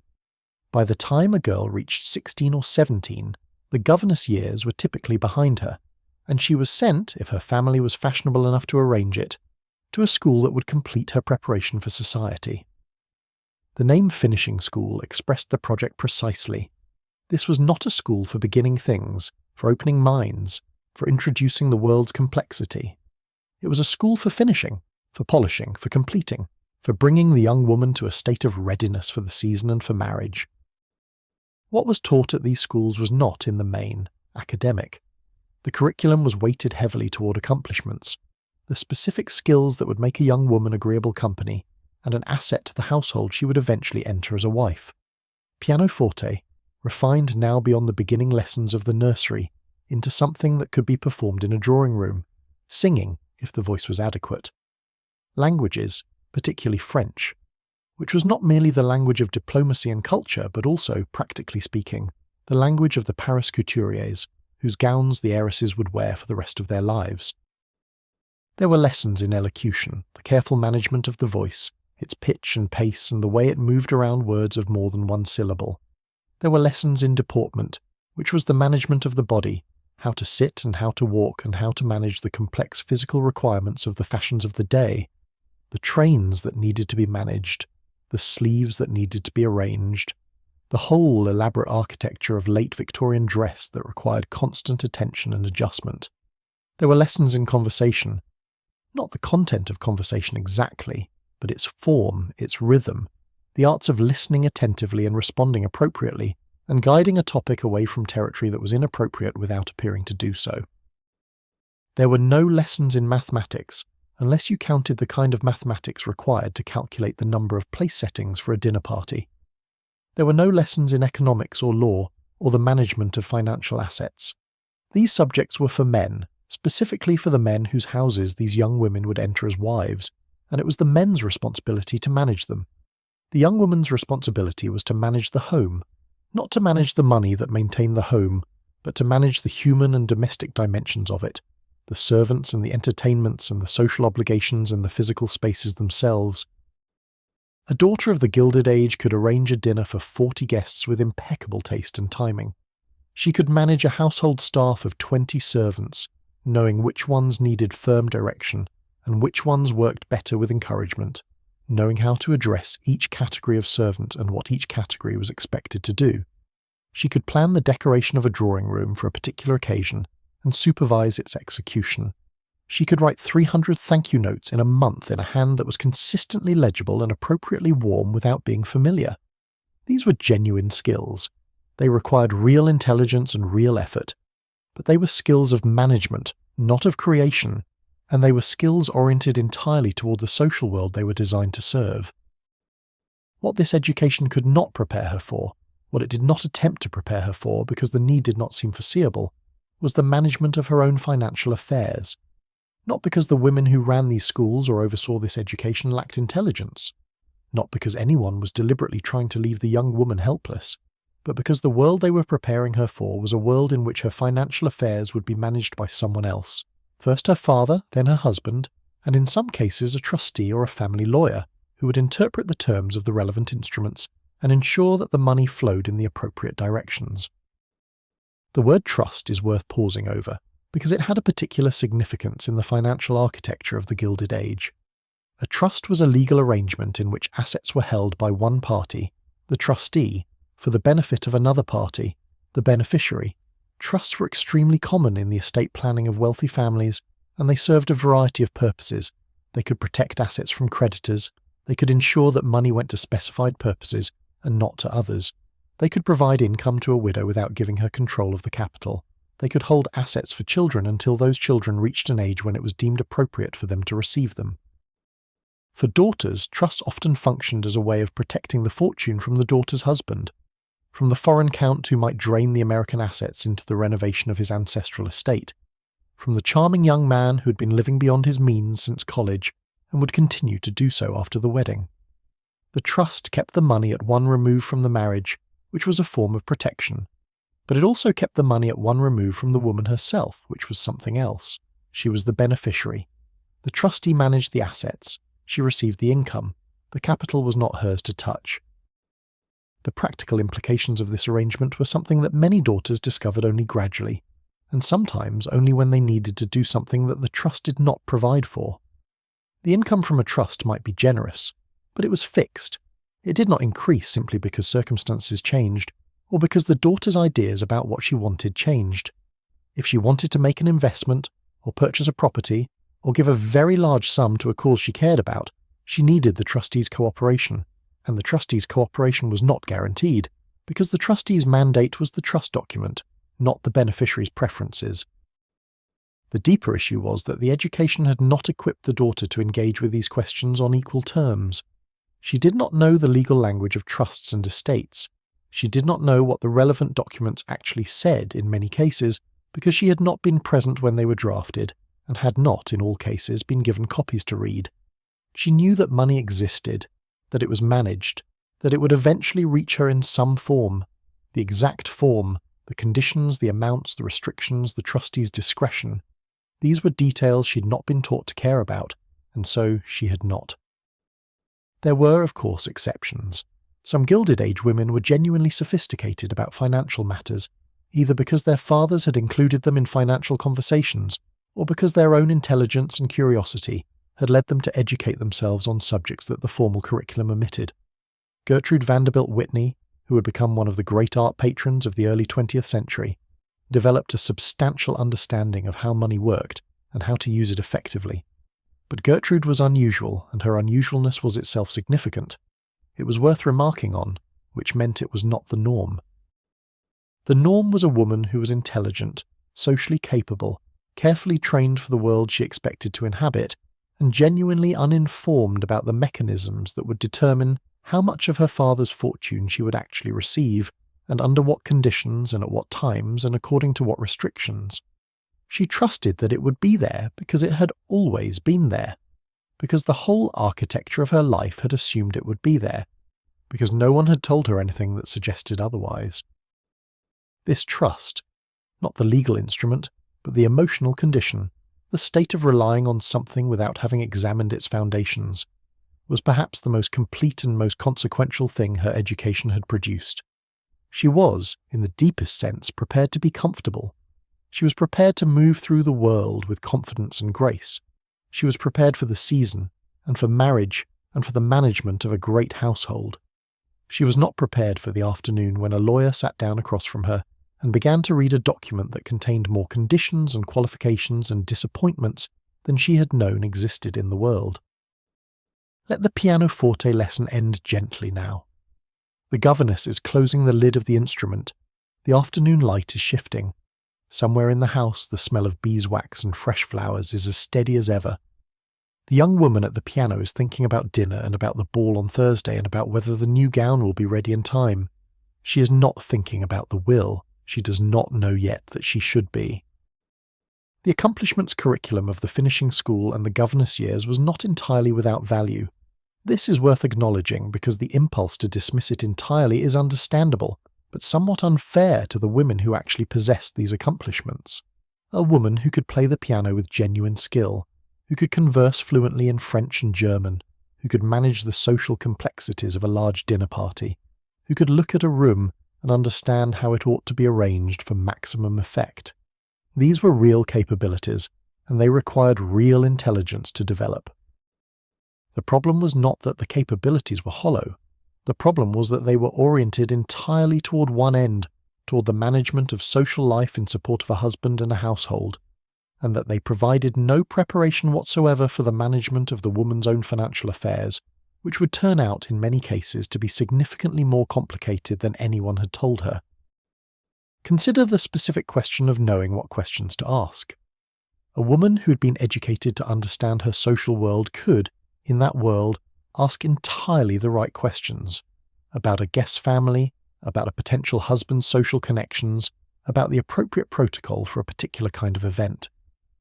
She had been trained to know what to ask and when to ask it, to distinguish between what was her business and what was not, to navigate the complex social terrain of inquiry and disclosure with skill.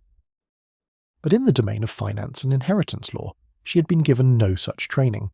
She did not know what questions to ask about the management of the family's assets, because asking such questions would itself have violated the social code of the world she lived in, would have seemed unfeminine, would have seemed to imply a distrust of her father's management, would have been, in some difficult-to-articulate way, wrong.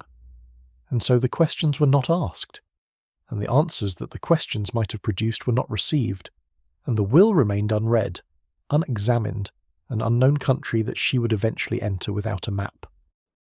The women who did break this convention, who did ask, who did seek to understand the structure of the financial world they inhabited, were typically doing so in response to a specific event: a husband's bankruptcy, a father's unexpected death, a marriage that had turned in a direction that made self-knowledge urgent.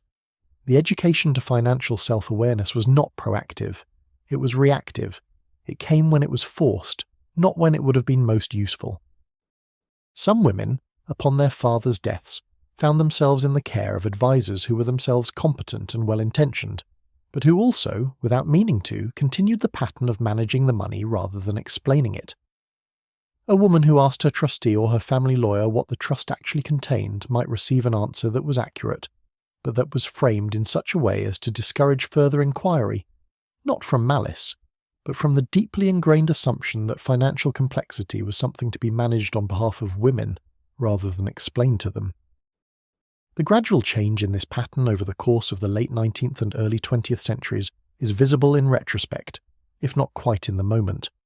Women were slowly gaining access to legal education, to business education, to the financial training that would allow them to participate in the management of their own affairs. But the change was slow, and for the women of the Gilded Age who were sitting in the lawyers' offices in the 1890s and 1900s, the change had not yet reached them. The irony at the centre of the heiress's education was that the skills she was most assiduously developed were the skills she would least need for her actual financial survival, while the skills she would most need were the ones she was never taught. She was taught to be graceful. She was not taught to be solvent. She was taught to manage people. She was not taught to manage assets. She was taught the language of social manoeuvre. She was not taught the language of contracts and trusts and conditions precedent. Some women, in later life, took this education into their own hands. They sought out financial advisors and asked them to explain things. They read the documents that arrived from the trust administrators, rather than setting them aside for their husbands to review. They attended to the quarterly statements in ways that required them to develop, gradually, and sometimes painfully, a vocabulary and a framework for understanding what the numbers were telling them. This self-education was done without fanfare and without acknowledgement, because the dominant social convention still held that financial sophistication in women was somewhat unseemly. But it was done, and it mattered. The woman who understood, even imperfectly, the financial structure of her own life was in a fundamentally different position from the woman who did not. She could ask better questions. She could recognize when the answers she was being given were inadequate. She could participate, however tentatively, in the decisions that were being made on her behalf, rather than simply receiving those decisions as facts about the world. The understanding was not complete, and it was not gained without effort, but it was understanding which was more than the finishing school had offered her. In the law courts and the lawyers' offices of the Gilded Age, there was a language that the daughters of the great fortunes had not been taught to speak.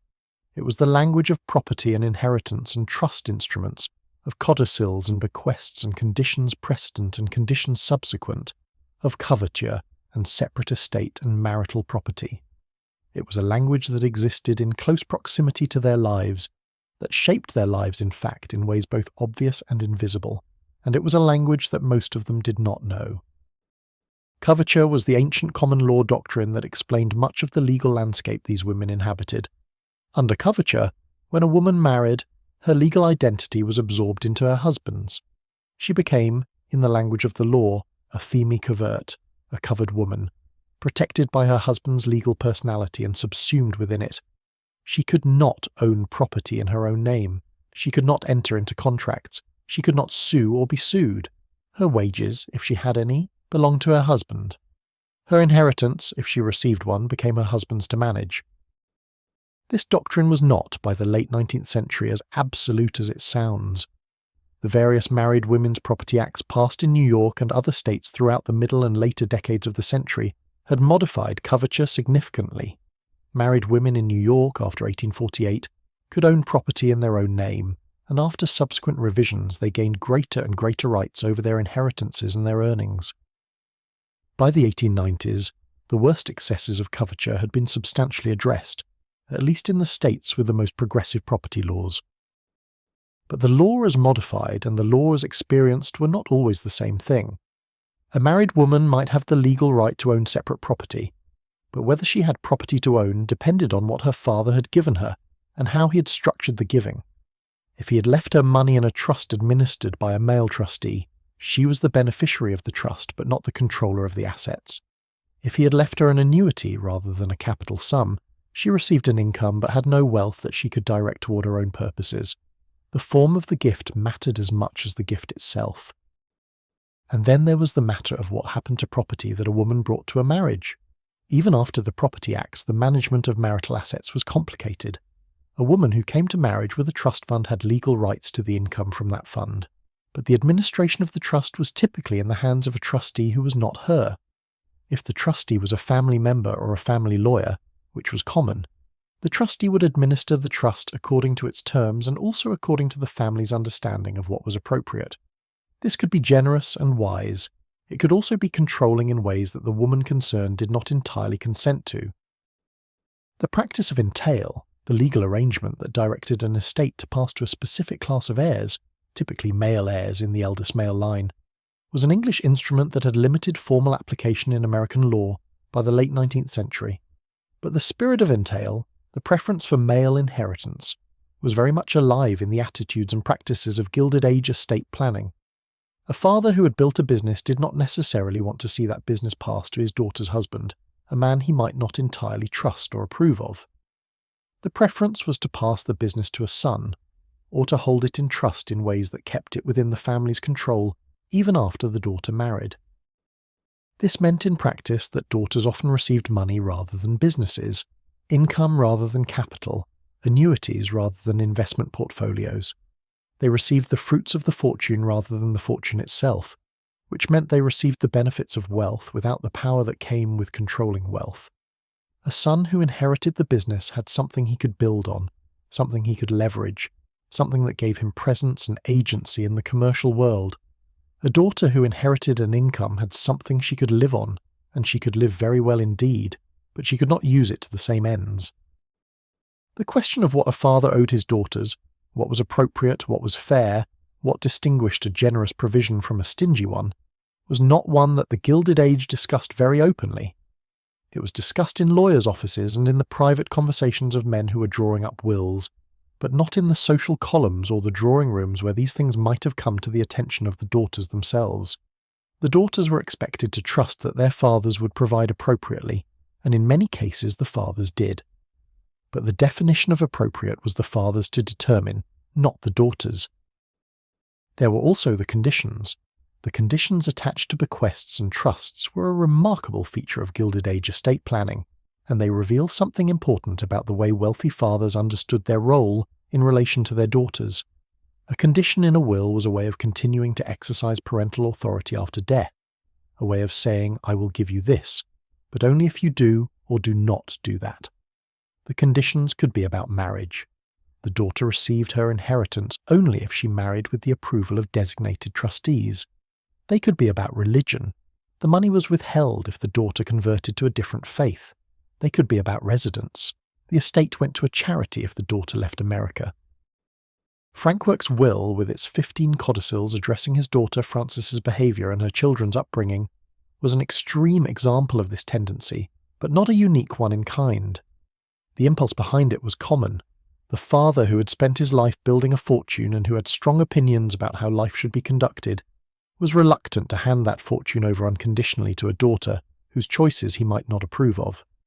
The will was his last chance to have a say, and so he had a say in considerable detail. Francis Work's son Maurice became the 4th Baron Fermoy, and Maurice's daughter Frances married the 8th Earl Spencer, and their daughter was Diana, who became Princess of Wales. The extraordinary chain of consequence that began with Frank Work's New York fortune and ended in the palaces of the British royal family was itself a product of the kind of conditional inheritance and strategic marriage-making that the Gilded Age had perfected. The money had moved across the Atlantic, changed form, changed countries, changed titles, and ended in a place that Frank Work, with his 15 codicils and his deep suspicion of European fortune hunters, would have found deeply paradoxical.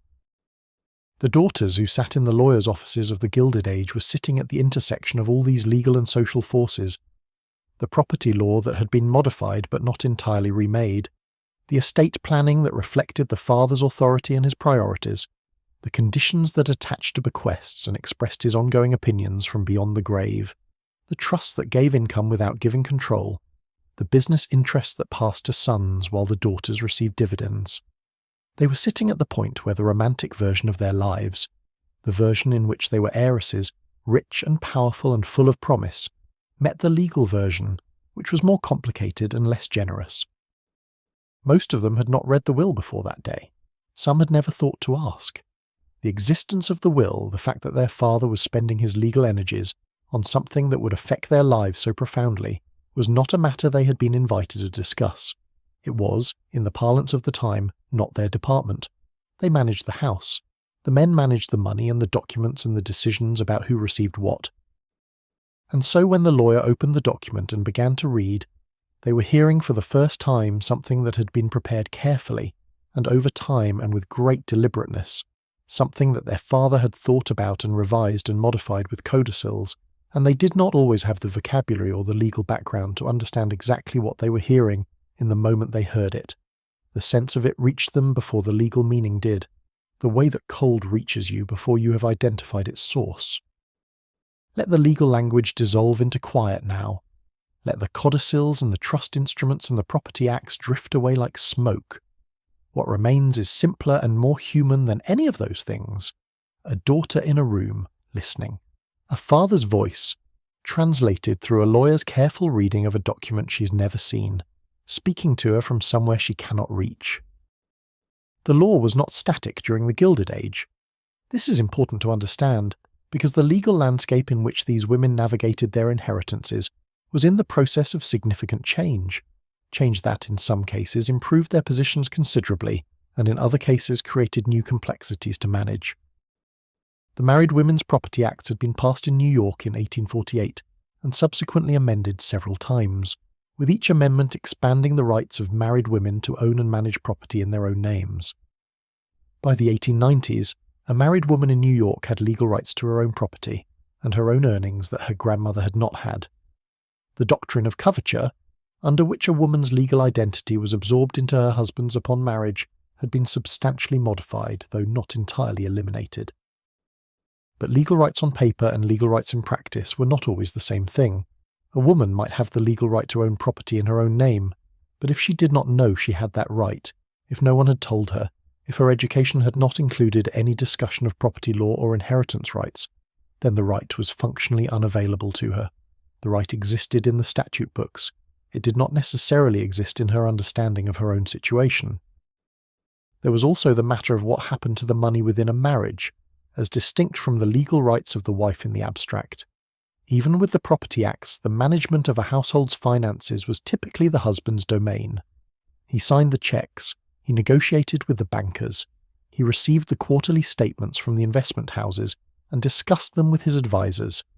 The wife received her pin money, the personal allowance that was her portion of the household's income, and managed the household expenses within it, but the larger financial picture was not generally considered her department. The trust was the principal instrument through which Gilded Age fathers tried to protect their daughters' inheritances from their sons-in-law. A trust that held the daughter's assets could specify that those assets were to be managed by a trustee, and that the income was payable to the daughter for her sole and separate use, meaning that the husband could not touch it.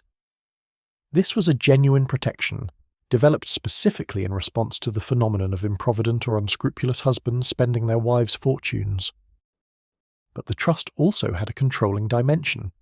If the trustee was a member of the girl's original family, a brother, an uncle, a family lawyer who had loyalties to the father's estate rather than to the daughter's wishes, then the trust could function as an instrument of ongoing familial authority. The daughter received her income, the trustee managed the capital, and the trustee's decisions about how to manage the capital reflected the trustee's judgment about what was appropriate, which might or might not align with the daughter's own preferences. The reading of the will was in this context the moment when all of these abstract structures became concrete. The daughter, who had known, in some general sense, that money existed and would eventually reach her, learned now exactly how it would reach her, in what form, under what conditions, managed by whom. The vagueness that had been comfortable was replaced by the specificity that was unavoidable. And specificity, in the world of Gilded Age inheritance law, was almost always more complicated than the vague picture that had preceded it. The spendthrift trust was a specific legal instrument that Gilded Age fathers sometimes used to protect their daughters' inheritances, not from husbands, but from the daughters themselves, or rather, from the consequences of the daughter's potential financial naivety. A spendthrift trust restricted the beneficiary's ability to transfer her interest in the trust to creditors or to other parties. It ensured that the trust assets would remain available to the beneficiary over time, rather than being depleted all at once. The premise of the spendthrift trust was that the beneficiary could not be trusted to manage money wisely. This premise was, in many cases, accurate. Women who had been carefully shielded from financial decision-making for their entire lives were not well equipped to make large financial decisions suddenly and without guidance. But the premise was also self-fulfilling. By removing women from financial decision-making, the system ensured that they would not develop the skills that would have made them capable of it. The law, in other words, and the social practices around it, were not simply reflecting the reality of women's financial capabilities. They were constructing that reality, creating it through the structures they imposed, and then citing the created reality as the justification for the structures. It was a circle, and the women inside it had no obvious mechanism for breaking out, because breaking out required exactly the knowledge and experience and capability that the circle was designed to prevent them from acquiring. The legal reform movements of the late 19th and early 20th centuries understood this, at least partially. The suffragists who argued for women's property rights were arguing not just for the right to own property, but for the full economic citizenship that such a right implied, the right to engage with the financial world on one's own terms, to make one's own decisions, to make one's own mistakes and learn from them, to develop the capabilities that can only develop through exercise. The spendthrift trust was a specific legal instrument that Gilded Age fathers sometimes used to protect their daughters' inheritances not from husbands, but from the daughters themselves, or rather, from the consequences of the daughter's potential financial naivety. A spendthrift trust restricted the beneficiary's ability to transfer her interest in the trust to creditors or to other parties. It ensured that the trust assets would remain available to the beneficiary over time, rather than being depleted all at once. The premise of the spendthrift trust was that the beneficiary could not be trusted to manage money wisely. This premise was, in many cases, accurate. Women who had been carefully shielded from financial decision-making for their entire lives were not well equipped to make large financial decisions suddenly and without guidance. But the premise was also self-fulfilling. By removing women from financial decision-making, the system ensured that they would not develop the skills that would have made them capable of it. The law, in other words, and the social practices around it, were not simply reflecting the reality of women's financial capabilities. They were constructing that reality, creating it through the structures they imposed, and then citing the created reality as the justification for the structures. It was a circle, and the women inside it had no obvious mechanism for breaking out, because breaking out required exactly the knowledge and experience and capability that the circle was designed to prevent them from acquiring. The legal reform movements of the late 19th and early 20th centuries understood this, at least partially. The suffragists who argued for women's property rights were arguing not just for the right to own property, but for the full economic citizenship that such a right implied, the right to engage with the financial world on one's own terms, to make one's own decisions, to make one's own mistakes and learn from them, to develop the capabilities that can only develop through exercise. If you're drifting now, let yourself go. Subscribe so the next story is waiting when you return. Sleep well. The marriages of the Gilded Age daughters were not all arranged marriages in the way that the word arranged sometimes implies, negotiated between parents without reference to the daughter's wishes, the woman herself a passive figure in a transaction, conducted entirely by others. Many of these women chose their husbands, or at least chose them from among the options available, which is a more limited kind of choosing, but is still a kind of choosing. Some of them loved the men they married. Some of them grew to love them. Some of them found, in their marriages, a partnership that was more equal and more satisfying than the social conventions of the era would have led anyone to expect. And yet the marriage remained, in its essential structure, an economic arrangement as much as a personal one. The wedding settlement, the legal document that was negotiated before the ceremony and that specified what property was being transferred from which party to which, was the real business of the thing. While the guests were enjoying the champagne and the society pages were preparing their accounts of the bride's dress, the lawyers were reviewing documents that would shape the financial lives of both parties for decades. The wedding was the ceremony. The settlement was the contract. The settlement negotiation could be elaborate. It involved the family's lawyers on both sides, the identification and valuation of assets being brought to the marriage, the structure of any trusts that would hold those assets, the provisions for the wife in the event of the husband's death or the marriage's dissolution, and the specific terms under which the wife's money could be accessed, managed, or deployed. These negotiations could take months, and they could fail. There are cases in which the agreement could not be reached and the wedding was called off as a result, though the society columns rarely reported this aspect of the proceedings. The daughters moved through these negotiations largely as interested observers rather than participants. Their father's lawyers were negotiating on their behalf. Their mother might have opinions about the specific terms. The daughter herself was expected to be present at the wedding and appropriately radiant, not necessarily to have read the settlement documents. Some daughters, more legally sophisticated or more temperamentally assertive than the norm, did inquire about the terms, but many did not, partly because they had not been educated to understand the terms and partly because inquiry might have seemed, in the social codes of the time, somewhat unromantic. The marriages ranged across the full spectrum of human experience. Consuelo Vanderbilt and the Duke of Marlborough maintained a formal and mostly miserable union for a decade, producing the required heirs, inhabiting the required spaces, attending the required events, before Consuelo finally found the courage to separate formally in 1906 and the marriage was eventually annulled. She described years of profound loneliness, a loneliness made more acute by the grandeur of the setting, by the extraordinary beauty of Blenheim Palace, and the extraordinary coldness of the life within it. She had everything the settlement had promised her, except anything that felt like happiness. Anna Gould, whose husband the Count spent $15 million of her fortune in 12 years, described a different kind of experience. Not the cold distance of the Marlborough marriage, but something more active and more immediately damaging. The Count's spending was not a quiet background fact, but a continuous foreground event. He built an enormous mansion in Paris, the Palais Rose, which cost millions and required a staff of dozens, and which he used as the setting for entertainments of considerable splendour. He gave dinners that the whole of Paris attended.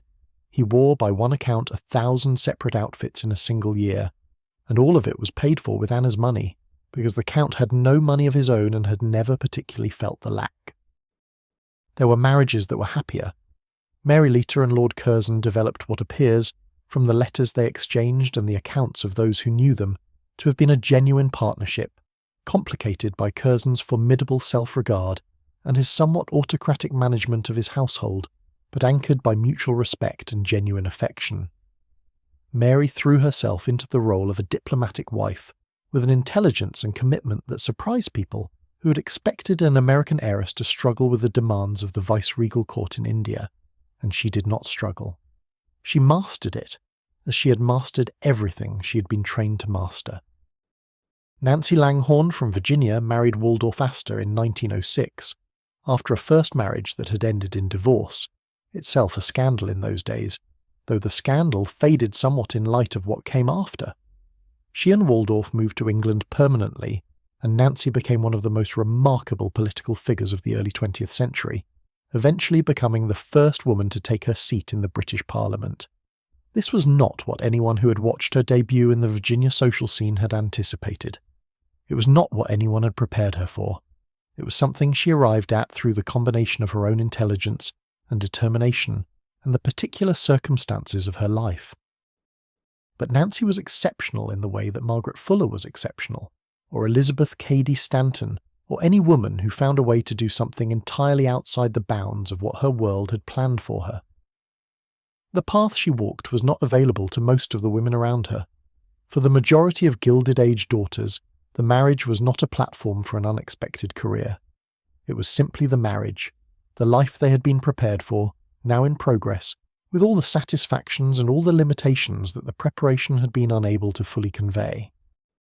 What many of these women discovered, after the wedding and the season and the settlement negotiations and the removal to whatever house the marriage had provided for them, was the specific texture of the life they had chosen, not the general shape of it, that they had known, in outline all along, but the texture, the quality of the attention their husband paid to them, the degree to which they were consulted on decisions affecting their own households, the extent to which the money, the dowry their father had provided, was managed in ways that felt like partnership, or in ways that felt like control by someone else wearing the face of partnership.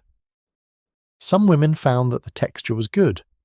The husband was kind or interesting, or at least consistently decent, and the marriage was a workable arrangement that provided the comfort and security it had promised. The woman managed her household, attended her social obligations, raised her children, and found within those structures enough to occupy herself and enough genuine satisfaction to make the life she had been prepared for one that she could inhabit with some degree of peace. Others found the texture very different from what they had anticipated. The husband who had seemed charming during the season revealed in marriage a set of qualities that the season's formats had never exposed, a temper or a habit of condescension, or a fundamental incapacity for genuine intimacy, or a level of selfishness so thorough that it left no room for the woman beside him to exist as a full person. The beautiful rooms of the house she now managed closed around her more than they opened for her. The social obligations that had seemed exciting became mechanical. The money that had been the whole point of the arrangement, for her family, for his family, for the lawyers on both sides, turned out not to be in her hands at all. And through all of this, the good marriages and the difficult ones, the women who found satisfaction and the women who found constriction, there remained, somewhere in the background, the question of the father's money. Not the dowry, which was already part of the marriage and its complications, but the father himself, still alive in many cases, still managing the main body of the fortune, still deciding what his will would say, still deciding in the most legally permanent way available to him how much his daughter mattered. The daughter knew, in some general way, that this decision was being made. She knew that when her father died, a will would be read, and the will would specify what she received and under what conditions. She knew this in the way she knew many things about the deep structure of her world, as background knowledge, as something assumed without being examined. The specific terms of the will, the exact amounts, the conditions attached, the codicils that addressed her behaviour or her marriage or her life choices, these she did not know, because she had not read the document, because it was not her document to read. The marriages they made were full of things they had expected and things they had not. The will that came at the end would be the same. The honeymoon period of the Gilded Age marriage, those first weeks and months after the wedding, when the newspapers were still full of accounts of the ceremony and the gifts and the departure for Europe, had its own particular quality. It was a period of adjustment in every possible direction that the preceding years of the season and the courtship had not fully prepared either party for. For the daughter, the most immediate adjustment was the discovery that she was now in charge of a household. Not visiting a household, not living inside a household managed by her mother, but in charge of one herself. Responsible for the servants, for the menus, for the management of the social calendar, for all the 1,000 small decisions that kept a house of this scale functioning. She had been trained for this, theoretically. She had watched her mother do it. But watching was not doing, and the gap between observation and practice could be startling. The servants were a particular challenge. Managing servants required a combination of authority and tact that the young bride was still developing. She needed to make her requirements known clearly, to maintain standards without antagonizing the staff, to navigate the complex social architecture of the servants' hall, the hierarchies among the servants themselves, the specific rights and obligations of each category of domestic employee, the delicate matter of how to handle a servant who was long established in the household, and who might feel that the new mistress's authority was provisional at best. Her husband, meanwhile, was managing his own adjustments. The married man of the Gilded Age was expected to continue his business life largely unchanged by the marriage. The wedding did not remove him from his offices or his clubs or his business dinners. What changed was the social dimension of his life, which was now organised around the couple rather than the individual. He was expected to be present at the dinner parties that his wife gave, to attend the social events that her position required, to support the social architecture she was building. This was a form of domestication that some men embraced readily and others found more difficult. The social obligations of a married couple in the Gilded Age were extensive. They owed calls to a large number of families. They owed attendance at a certain number of events. They were expected to give dinners and balls at a certain frequency, appropriate to their position. All of this required money, management, and the collaboration of both parties, and the quality of that collaboration, whether the husband deferred to his wife's social judgment, whether he contributed to or undermined her social projects, whether he was a partner in the management of their shared social life, or a largely absent figure whose presence was required at specific events, shaped the texture of the marriage considerably. What the daughter who had grown up as an heiress sometimes discovered in marriage was that the social confidence she'd developed in her father's house did not automatically transfer to her husband's house. In her father's house, she had been the daughter of the man of the house, which gave her a particular kind of standing, a particular kind of claim on the household's resources and attention. In her husband's house, she was the wife, which was a different kind of standing, one that depended on her husband's mood and authority rather than her father's. This shift was subtle in most cases, dramatic in some. The women who had married well, who had found husbands who genuinely respected them, who treated them as partners in the management of their shared life, found that the shift was manageable, even welcome. The women who had married less well found themselves in a much more constrained position than the one they had left, which was a discovery they had not anticipated and did not always know how to manage. The second decade of a Gilded Age marriage was often very different from the first. The social novelty of the marriage had faded. The children were no longer infants demanding constant attention, but were developing their own personalities, their own social lives, their own demands on the household. The husband had settled into his professional routines. The wife had settled into her domestic ones. And within this settlement, this establishment of the ordinary, the quality of the life they had built together became visible in ways it had not been in the excitement of the early years. For some women, the second decade revealed a genuine partnership. They and their husbands had developed, over the course of years and children and household management and social obligation, a working relationship that was more equal and more mutually respectful than the formal arrangements of the marriage had implied.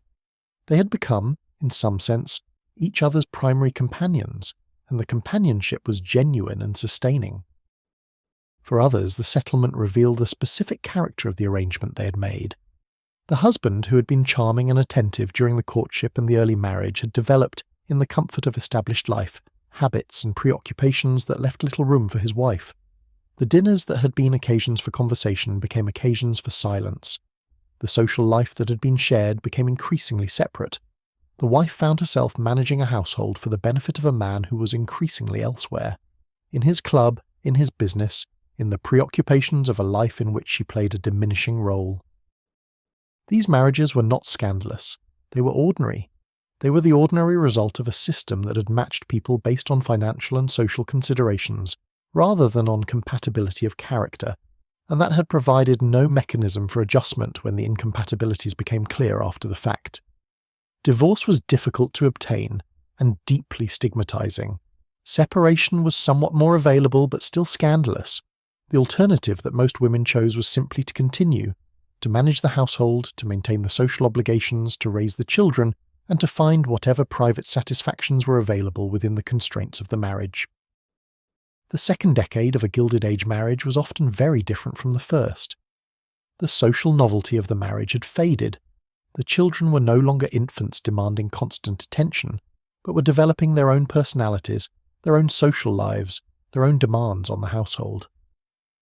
The husband had settled into his professional routines, the wife had settled into her domestic ones, and within this settlement, this establishment of the ordinary, the quality of the life they had built together became visible in ways it had not been in the excitement of the early years.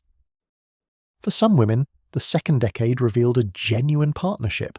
They and their husbands had developed, over the course of years and children and household management and social obligation, a working relationship that was more equal and more mutually respectful than the formal arrangements of the marriage had implied. They had become, in some sense, each other's primary companions, and the companionship was genuine and sustaining. For others, the settlement revealed the specific character of the arrangement they had made. The husband, who had been charming and attentive during the courtship and the early marriage, had developed, in the comfort of established life, habits and preoccupations that left little room for his wife. The dinners that had been occasions for conversation became occasions for silence. The social life that had been shared became increasingly separate. The wife found herself managing a household for the benefit of a man who was increasingly elsewhere, in his club, in his business, in the preoccupations of a life in which she played a diminishing role. These marriages were not scandalous, they were ordinary.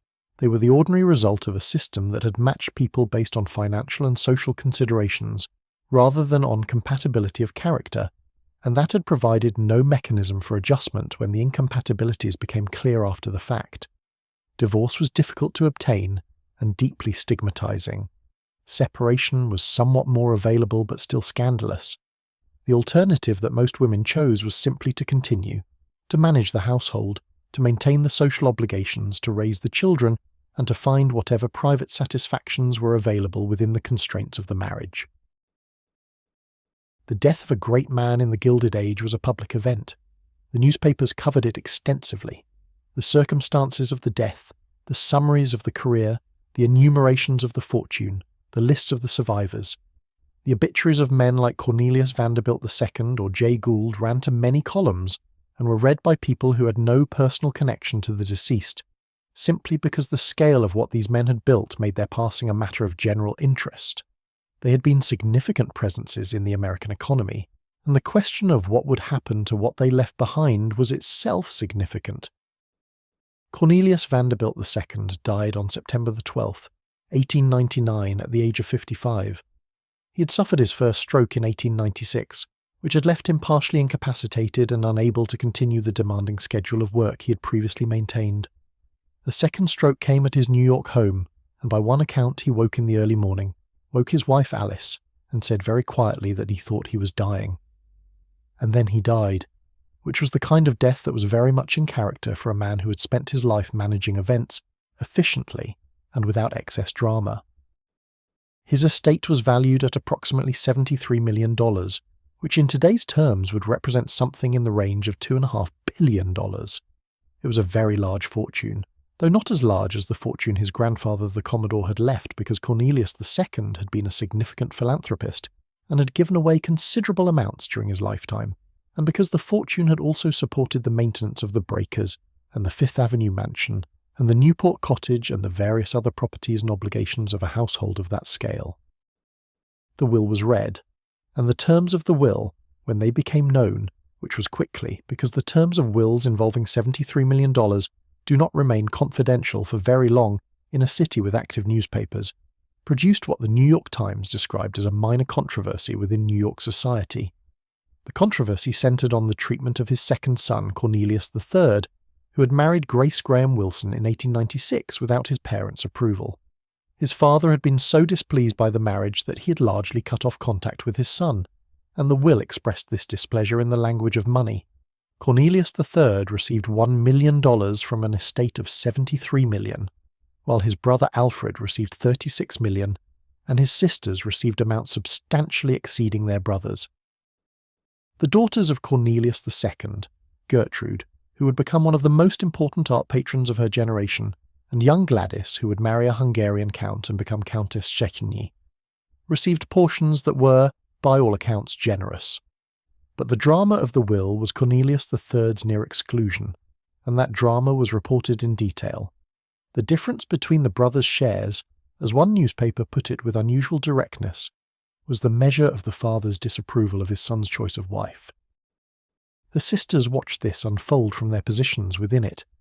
They had received their shares, and their shares were large, but they had also watched their brother's exclusion, and what they saw was a demonstration of the principle that had always underlain their family's social world, that the father's approval was not merely a matter of feeling, not merely a matter of relationship, but a matter with direct financial consequences, a matter that could be measured in millions of dollars and expressed in legal documents that outlasted the father himself.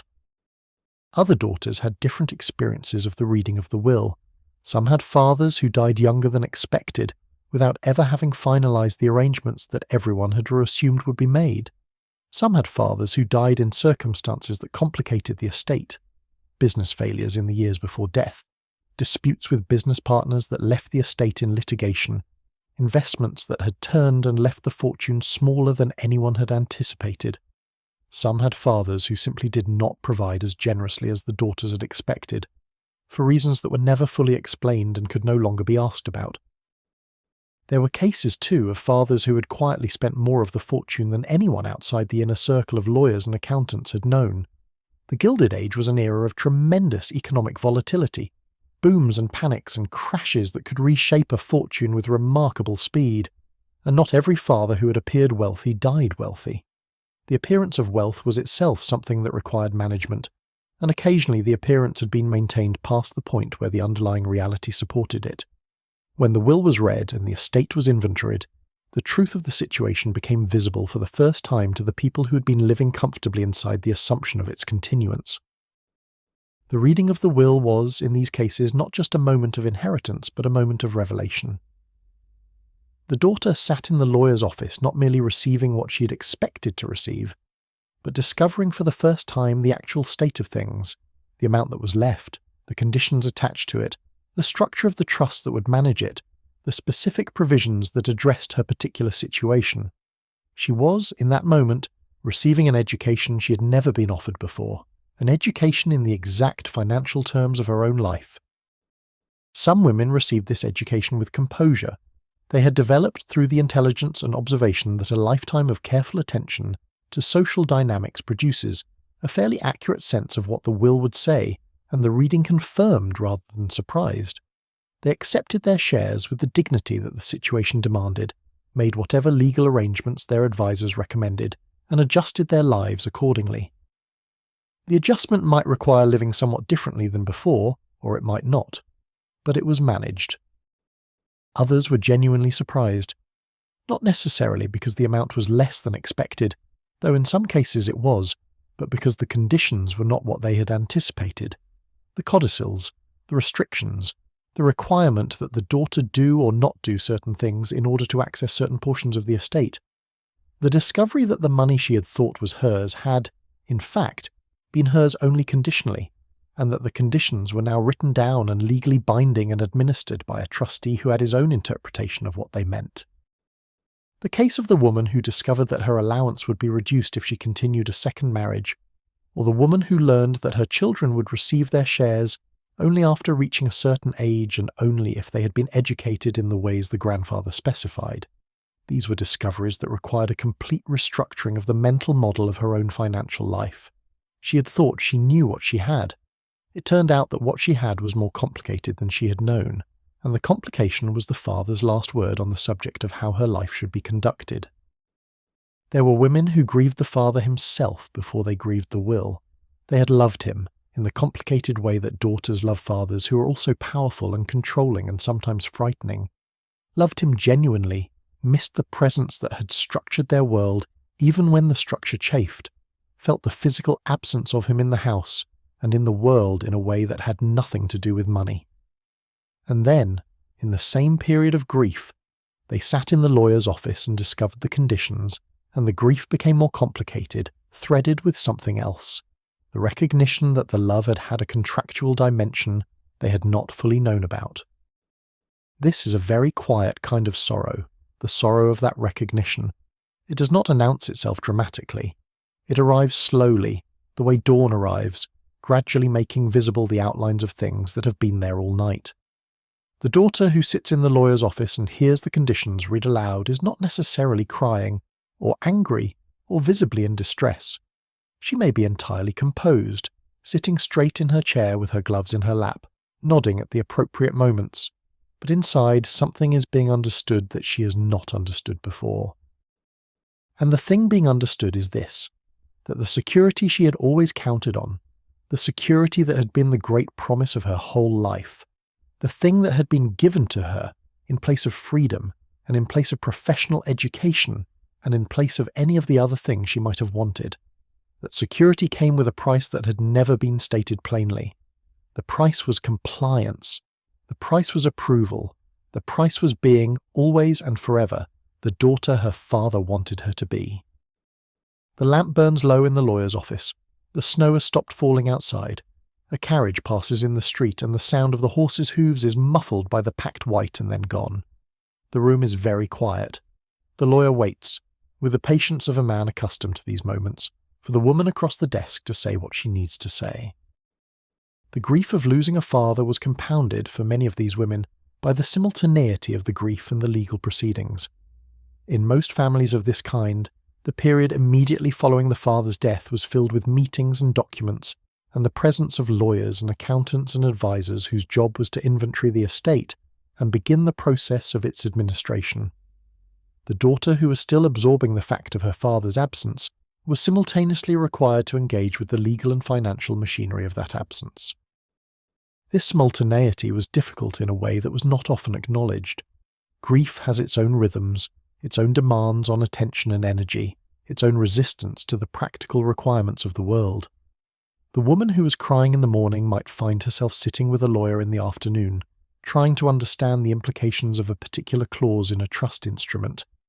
The emotional and the practical were occurring in the same time and required the same person, and the person was not always equal to both at once. The servants in the house during this period had their own adjustments to make. A large household that had been organised around the father's preferences and schedule now needed to reorganise itself around the altered circumstances. The social obligations of mourning required specific protocols: black clothing, a period of withdrawal from society, the specific gradations of what was and was not acceptable in the months following a death. The house was quieter. The callers who came during the period of mourning were different callers, intimate friends, family members, clergymen, rather than the broader social circle of ordinary times. And underneath the mourning, the legal machinery was turning. The will had been filed with the court, the estate was being inventoried, the assets were being located and valued and catalogued. In a large estate, one that included real property in multiple locations, investments across a range of industries, art and jewellery and furniture and household goods, the inventory alone took months, and during these months, the distribution that the will had specified could not yet happen. The daughter knew what she was to receive in principle, she did not yet have it. The trustee who would administer the daughter's portion of the estate was a figure she needed to develop a relationship with, whether or not she had chosen him, or even fully understood who he was before the reading of the will. In many cases, the trustee was a lawyer who had served the father for many years, a man she knew slightly, as a figure in the background of her family's business life, but had never dealt with directly or in his professional capacity. Now he was the person who would control, within the terms of the trust, the financial resources on which she depended. The relationship had to be established, and it had to be established during the period of grief, which was not ideal. Some daughters had the intelligence and the resources to seek their own legal advice alongside the family's. They retained their own lawyers, who reviewed the will and the trust documents and advised them on their rights and their options. This was a practical step, and also a meaningful one, an assertion of their own interests as distinct from the family's interests, a recognition that the two were not necessarily identical. But the step required money to retain the lawyer, and it required the awareness that the step was available and appropriate, and it required the social confidence to take it, despite the possibility that the family would not be pleased. Others simply accepted the administration as it came to them, trusting that the trustee would be fair, that the family's arrangements would serve them adequately, that the vague assurances of adequacy that they had been given their whole lives would prove, in the specific form of the trust instrument, to be as generous as they had always assumed. Sometimes these trusts were fair and generous, sometimes they were not. The difference between the two outcomes was visible only after the fact, and by then the alternatives had closed. The moment after the will was read, when the lawyer folded the document and placed it back in its envelope and looked up at the people in the room with the specific expression of someone who has delivered important information and is now available for questions, that moment had a particular texture that those who experienced it tend to remember with unusual clarity. The reading itself had been absorbing all their attention, requiring them to follow the language, to understand the structure, to receive the surprises. But when it ended, the attention that had been focused on the document was suddenly released, and it had nowhere to go. Questions were possible, and some people asked them. The lawyer answered in the same measured tone he had used for the reading, adding explanations and clarifications where the language of the document required them. The advisors on either side made notes. Sometimes an exchange occurred that required a follow-up meeting, a further review of documents, a specific inquiry that could not be answered in that room on that afternoon. These practical matters provided something to do with the attention that had been released, which was a mercy. But eventually the practical matters were exhausted, or deferred to another meeting, and the people in the room gathered their things and stood and thanked the lawyer and went out into the street. The afternoon received them, or the early evening did, depending on how long the reading had taken. The light was the same light it had been before they went in, the same angle, the same quality, the ordinary winter light of a New York afternoon. Nothing outside had changed. Only inside had anything changed, and the change was entirely in the understanding of something that had always been there. Let us stay in this room a little longer. The lawyer's office, the smell of paper and beeswax, the sound of the street outside muffled by the window glass and the winter cold, the lamp casting its small warm light on the surface of the desk, on the pages of the document, on the hands of the people gathered to hear what has been decided for them. The reading of the will was a formal occasion. It was conducted in the presence of the principal beneficiaries, and usually their own legal representatives, who sat to one side and listened with professional attention, already evaluating, already calculating, already preparing the advice they would give after the reading was complete. The atmosphere was serious without being solemn, formal without being cold. People tried to compose their faces into something appropriate, receptive but not eager, attentive but not anxious, and this effort of composure was itself exhausting. The lawyer read. His voice was measured and even, the way a voice becomes when it has spent years reading aloud from documents in rooms where the contents of the documents matter enormously to the people in the room. He did not slow down for the difficult passages or speed up for the straightforward ones. He read as a clock ticks, steadily and without preference, because the steadiness was itself a form of respect for the document and for the people listening to it. The language of wills in the Gilded Age had a particular quality. It was precise and formal and dense with qualifications, with phrases like provided however that and subject to the condition that, and in the event that the aforementioned, in a way that could be difficult to follow in the moment of hearing it. The meaning was there, but it was wrapped in legal phrasing that required translation, and the translation was happening in the minds of the listeners as they listened, which meant that the full understanding of what had been said arrived slightly after the words themselves, like the echo of a door closing in a large empty room. The first surprise, if there was one, was often in the structure rather than the amounts. A daughter who had expected to receive her inheritance outright discovered that it was held in trust.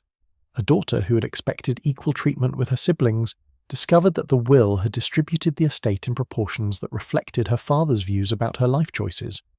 A daughter who had expected conditions to be minimal discovered that there were multiple codicils, each one addressing some specific aspect of her conduct, each one attaching the inheritance to a behaviour that was no longer being required of a living child by a living parent, but of a grieving woman by a document.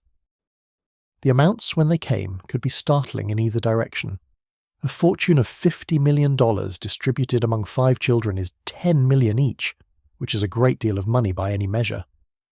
But a fortune of $50 million distributed such that one son received $30 million, a second son received $10 million, and 3 daughters received roughly $3 million. Each reflected something about the father's priorities that the numbers made unmistakable. The money was a message, the numbers were a sentence.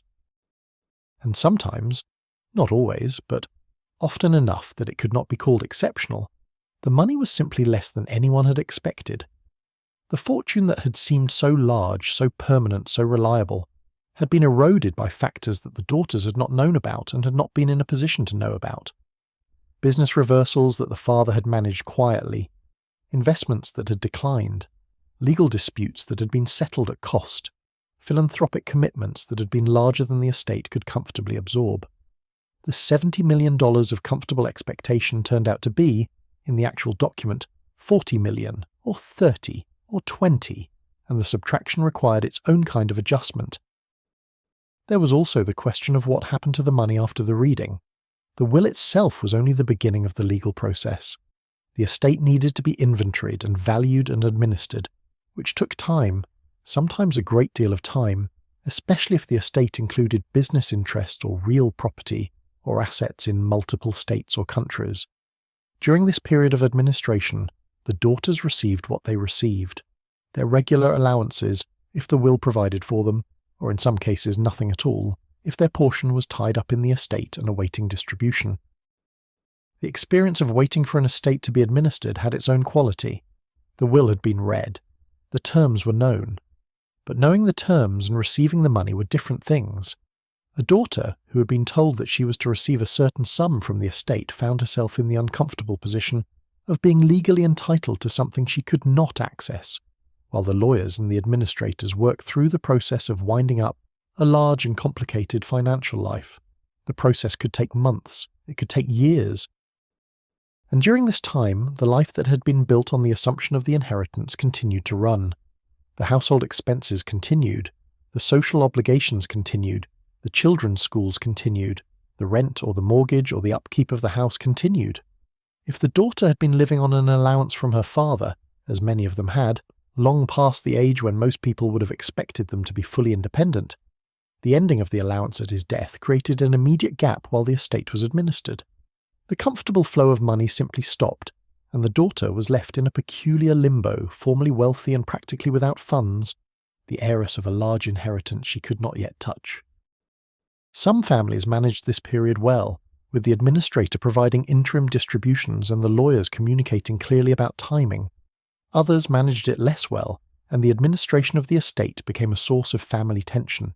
Siblings disagreeing about the interpretation of the will, about the management of the assets, about the appropriate timing of distributions. These disputes could take on the bitterness of other kinds of family conflict, carrying within them all the old resentments and comparisons and perceived inequalities that had accumulated over decades. The daughters who had been told all their lives that they were heiresses found themselves, in some of these cases, in the position of having to establish their claim to that title through legal argument and negotiation. The lawyers argued, the administrators deliberated. The courts, in some cases, were asked to interpret ambiguous provisions. The daughter sat through meetings and read documents and tried to understand a process that her education had not prepared her for, and that she was encountering for the first time at the worst possible moment, while she was grieving and tired and trying to manage a household on resources that had become suddenly uncertain. It is worth pausing here, in this room that the reading of the will has filled with a particular kind of quiet, to notice what we are actually saying. We are saying that the security that had been promised to these women, the security that had been offered in place of independence, in place of professional training, in place of the ability to manage their own financial lives, that security was, in many cases, conditional, contingent, restricted, and subject to revision in ways that had never been clearly explained to them. They had been asked to give up certain things in exchange for the promise of security, and the promise turned out to be more complicated than the giving up. This is not a story about villains. The fathers who wrote these wills were, in the main, men who believed they were acting responsibly. The conditions they attached to bequests were conditions they believed were appropriate, even necessary. The distributions they made reflected their genuine assessments of their children's needs and characters. They were doing what fathers did, what fathers had always done, what the law and the custom and the social expectation of the era told them it was their role to do. They were managing their fortunes responsibly, and management requires authority, and authority sometimes expresses itself in ways that feel, to the people subject to it, more like control than like care. The daughter in the lawyer's office is not looking at the ceiling. She is looking at the document in the lawyer's hands, or at the surface of the desk, or at some middle distance that is the visual equivalent of gathering yourself. She's very still. The gloves are in her lap. Outside, Fifth Avenue has grown quieter as the afternoon deepens, and the lamp on the desk is the warmest thing in the room. She's doing what the women of her world had always done, in the face of things they had not expected. She is composing herself. She is finding the posture appropriate to the moment. She is being, in the way she had always been taught to be, adequate to the occasion. Whatever the will says, she will manage. She will have her advisors look at it. She will make her arrangements. She will adjust her life to whatever the document has revealed. This is what she has been trained for, after all. Not specifically for this, but for the general project of managing what cannot be changed with grace and without visible distress. She will be graceful. She will be dignified. And somewhere very quiet underneath the dignity, the adjustment will be happening. Slow and difficult and necessary, the way all real adjustments are. The document that the lawyer read was typically long. Not long in the way of novels or newspapers, but long in the way of things that need to say everything precisely and without ambiguity, where every sentence is doing several things at once, and every word has been chosen for a specific legal reason. A will that disposed of a large and complex estate could run to dozens of pages. The codicils, the amendments and additions that the testator had made to the original document over the years, were separate attachments, each one with its own formal structure. The reading of such a document aloud in full took time. The lawyer did not summarize, he read. The practice was rooted in a conviction that the precise language of the document was what mattered, that paraphrase or summary introduced the possibility of misunderstanding, that the people in the room had the right to hear every word that had been written, rather than a simplified version. This meant that the people in the room sat for an extended period in a kind of forced stillness, required to attend to language that was dense and technical and occasionally surprising. During this reading, faces were carefully managed. The siblings who were receiving larger portions than their sisters did not generally display their satisfaction. The daughters who were receiving smaller portions than they had anticipated did not display their surprise or disappointment. The atmosphere was one of composed attention, of people performing the social competence that they had been trained to perform, even in circumstances where performance was very difficult. Only afterward, in the carriage on the way home, or alone in a bedroom that evening, or in a letter to a trusted friend, did the actual feelings find their expression. The letters that these women wrote in the days and weeks after the reading of the will are, where they survive, some of the most revealing documents of the Gilded Age. They say things that could not be said in the lawyer's office, in the presence of the siblings and the family advisors and the servants who are aware of everything that happened in a household of this kind. They say things with a directness that the social world of the drawing room did not permit. They express disappointment and confusion and in some cases genuine anger. They ask questions that the will did not answer. They try to understand what has happened to the life they had expected. Not all of these letters have survived. Many were destroyed, by the women themselves or by their descendants, who thought that private feelings were better kept private. The destruction of such letters was a form of social management extending beyond the grave, an effort to ensure that the image of composure and acceptance that the women had displayed in the public moments of the will reading would be the only image that survived. The private struggle would not be on record. The performance would persist. The lawyers who administered these estates learned, over the course of their careers, to read the rooms in which wills were read. They understood the difference between a room where the terms were expected and a room where they were not, between a family that had been well prepared for what the will contained and a family that was encountering it with genuine surprise. They developed the capacity to present difficult news, smaller shares than anticipated, larger conditions than expected, with a particular professional evenness that acknowledged the difficulty of the information without adding to it. Some lawyers were also friends of the family or had been friends of the father, and brought to the proceedings a layer of personal warmth that made the occasion somewhat less cold than it might otherwise have been. These men were not simply legal functionaries, but figures who had known the family for years, who understood the personal history behind the legal language, who could translate the document's provisions into something that made human sense. This translation was not always possible, but when it was, it helped. The specific surprises contained in individual wills varied enormously. Some daughters discovered that they had been left considerably more than they had anticipated, that the father who had seemed reserved about his wealth had in fact been quietly accumulating on their behalf, had structured the estate more generously toward them than toward the brothers who had been assumed to be the primary beneficiaries. These discoveries were their own kind of adjustment, different in emotional quality from the disappointments, but no less requiring of some rearrangement of the mental model. Others discovered that the estate was largely intact but distributed in ways they had not expected, that a beloved sister had been left more, or a brother had been left considerably more, in a way that reflected assessments of their respective characters that the daughters had not known their fathers held. The financial differential was sometimes less significant than the comparative statement it implied. To receive a smaller share was to receive, in the language of money, a judgment. The executor of the will was often a figure who had to manage these emotional dimensions alongside the legal and financial ones. A good executor understood that the reading of a will was not only a legal event but a personal one, that the people in the room were family members receiving information about how a person they had loved had assessed them, and that this information required space and care as well as legal precision. The best executors provided both. The worst provided only the precision, and left the people in the room to manage the rest themselves.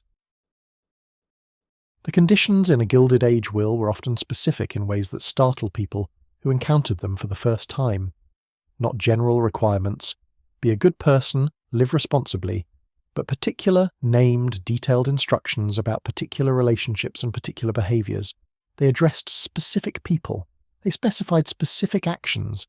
They were designed, clearly, to reach into the daughter's actual life and shape it according to the father's preferences. Frank Work's 15 codicils have already been mentioned, but they are worth returning to because they illustrate something important about the nature of conditional bequests. Each codicil addressed something real, a specific person, a specific marriage, a specific choice that Frank Work's daughter Frances had made or might make. He named the men he disapproved of. He named the country he did not want his grandchildren educated in. He named the behaviours that would result in the reduction or elimination of the bequest. He was not vague. He was precise, and his precision was a form of ongoing control. The 14th codicil, the one that offered to restore Frances's allowance if she would leave her second husband, was perhaps the most striking example. Here was a provision that reached into the middle of a woman's marriage and offered her money if she ended it. The father was dead, the husband was alive, and Frances was married to him, and the codicil was in the document that now governed Frances's financial life. The offer stood whether she accepted it or not. The condition existed whether she complied with it or not. The document was speaking to her about her marriage from beyond the grave. This kind of provision was extreme in its specificity but not entirely unusual in its impulse.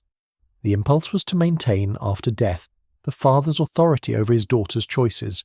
It was the recognition, perhaps unconscious, perhaps very much conscious, that the daughter who had always been guided by his preferences and shaped by his authority would, at his death, be free to make choices he could not approve, and the way to prevent that freedom was to make it expensive. To use the money she had expected, the money she had been led to believe was hers, as a mechanism of ongoing control. Other conditional bequests addressed different concerns. Some fathers were worried about religion, worried that their daughters might marry outside the faith, or convert to a different faith, or raise children in ways that departed from the religious practice the father valued. These fathers wrote clauses into their wills specifying that the daughter's inheritance would be diminished or eliminated if she married a person of a particular faith, or if she herself abandoned the family's religious tradition. The court sometimes upheld these conditions and sometimes found them contrary to public policy, and the case law on the subject was complex and inconsistent. Other conditions addressed geographic residence. A father who had built his fortune in America and who regarded the United States as the rightful home of his family might include provisions specifying that assets would revert to a charity if the daughter relocated permanently to Europe. This was not an uncommon concern in the era of the dollar princess marriages, when European aristocrats were actively courting American fortunes, and when a father's investment in his daughter's upbringing might, he feared, end up enriching a French count rather than building the American dynasty he had imagined. Some conditions addressed the children of the daughters rather than the daughters themselves. A grandfather might specify that his grandchildren would receive their shares of the estate only if those grandchildren were educated in particular ways, or only if they maintained American citizenship, or only if they reached a specified age without having done things the grandfather disapproved of. These conditions reached forward in time beyond the daughter and into the next generation, extending the father's authority not just over his own children, but over the children of his children. The legal enforceability of these conditions varied considerably. American courts in the late 19th and early 20th centuries were generally willing to uphold conditions that restricted how property was used or that tied bequests to specific behaviours, so long as the conditions were not entirely unreasonable or contrary to public policy.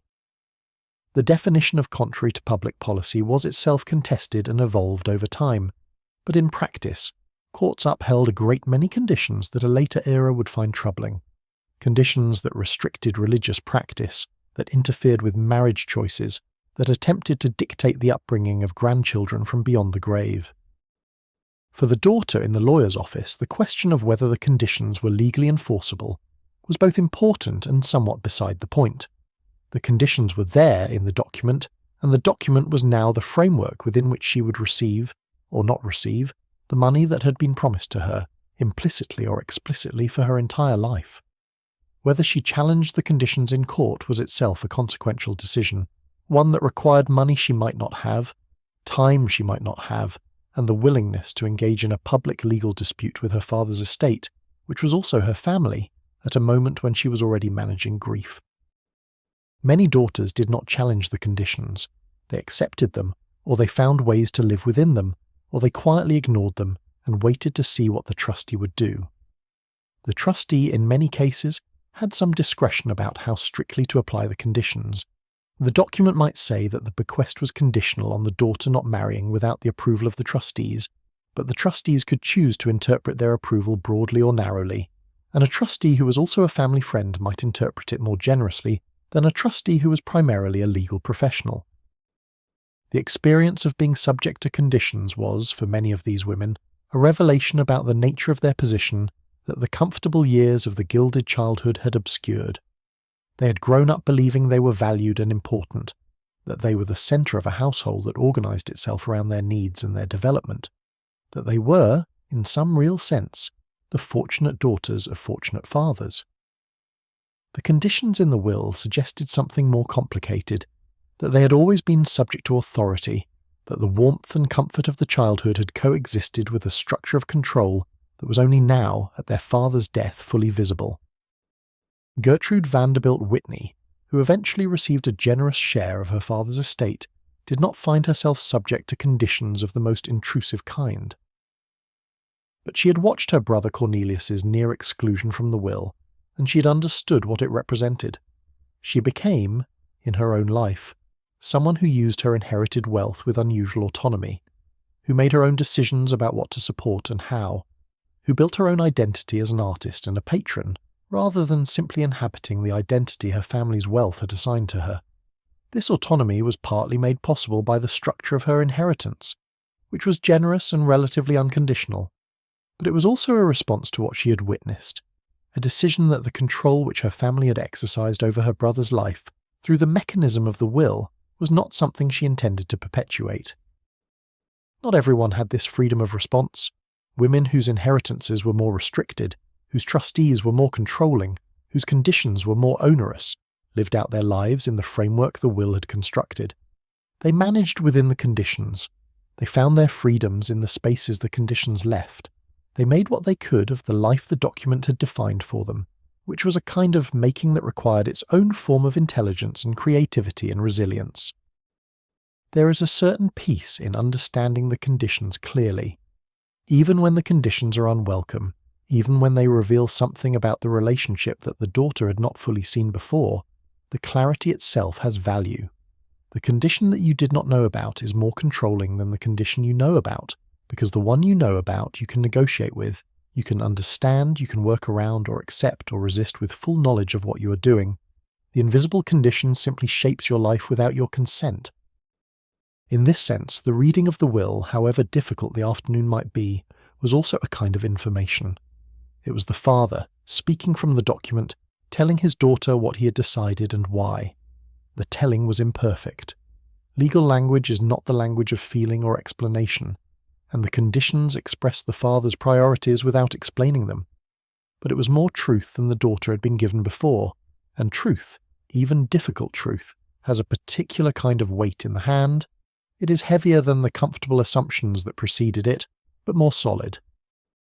The lamp burns, the afternoon deepens, the lawyer waits with his document, and somewhere in the quiet of the room, the woman who grew up believing she was an heiress is learning, in the most precise and permanent way available, exactly what that has always meant. The legal challenges that some daughters brought against the conditions in their fathers' wills were, in the main, unsuccessful. The American courts of the late 19th and early 20th centuries were generally reluctant to invalidate conditions in wills, reasoning that the testator had the right to dispose of his property as he saw fit, and that conditions attached to bequests, even conditions that seemed to interfere extensively with the beneficiary's personal choices, were generally enforceable so long as they were not contrary to law or public policy. The public policy exception was the main avenue for challenge, and it was a narrow one. Courts would strike down conditions that required a beneficiary to commit an illegal act, or conditions that were designed to encourage illegal conduct, or conditions that placed wholly unreasonable restraints on marriage. But conditions that restricted marriage to particular types of partners, or that required the beneficiary to live in a particular country, or that conditioned the inheritance on the beneficiaries maintaining certain religious practices, these were routinely upheld.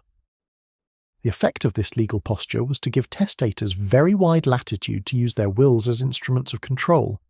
A father who was convinced that his daughter's second husband was unsuitable could write that conviction into the will in ways that had real financial force. A father who believed that his grandchildren should be raised according to particular standards could make those standards conditions of the bequest to his daughter. The dead man's preferences could thus continue to shape the lives of his descendants for years, even decades, beyond his death. There was something philosophically troubling about this that some legal scholars of the period identified, even if they could not change the outcome. A living person's authority to direct the conduct of other living people was limited by law in various ways. You could not legally compel your adult children to behave in particular ways. But the dead man, through the instrument of his will, could exert a kind of authority that the living man could not. The money in the trust was his to give or withhold, and the conditions he attached to the giving were largely enforceable. The daughters who found themselves subject to conditions they had not anticipated had several options. They could comply with the conditions, even when compliance required significant adjustments to their lives. They could ignore the conditions and risk losing the bequest. They could challenge the conditions in court and almost certainly lose. Or they could negotiate with the trustee about how the conditions were to be interpreted, which was perhaps the most practical avenue in most cases, since a sympathetic trustee could interpret a condition generously, giving the daughter more flexibility than the strict language of the document might suggest. The relationship with the trustee was therefore enormously important. A trustee who was a family friend, who understood the personalities involved and had sympathy for the daughter's position, could administer the trust in ways that were considerably more accommodating than the bare language required. A trustee who was a professional lawyer without personal connection to the family would tend to administer more strictly, because strict administration was professionally safer, and because there was no personal relationship to moderate the approach. The daughter who found herself with a strict trustee and an extensive set of conditions had limited recourse. She could not fire the trustee because the trustee was named in the will, and could be changed only through the legal process of trustee substitution, which required court approval. She could not renegotiate the conditions because the conditions were set by the will, and the will was fixed at the testator's death. She could only manage her relationship with the trustee as best she could, and comply with the conditions and live within the framework that her father had constructed for her. The codicil was a small word for a large power. It was the addendum, the amendment, the additional thought, the place where the testator had returned to the document he had already written and added something he had not originally included.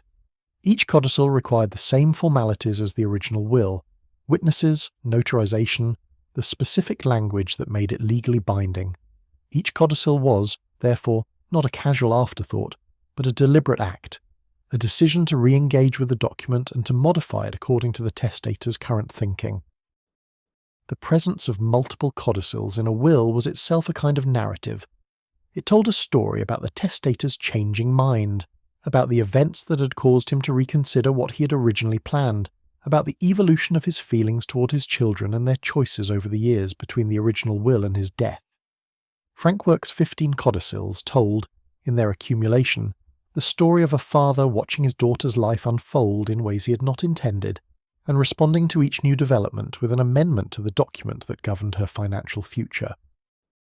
There is something moving and also something troubling about this image. A man sitting down at intervals over the years, consulting with his lawyers, adding another codicil to the document, trying to use the only instrument available to him to reach his daughter's life and shape it according to his preferences. The trying was real. The love behind the trying was presumably real.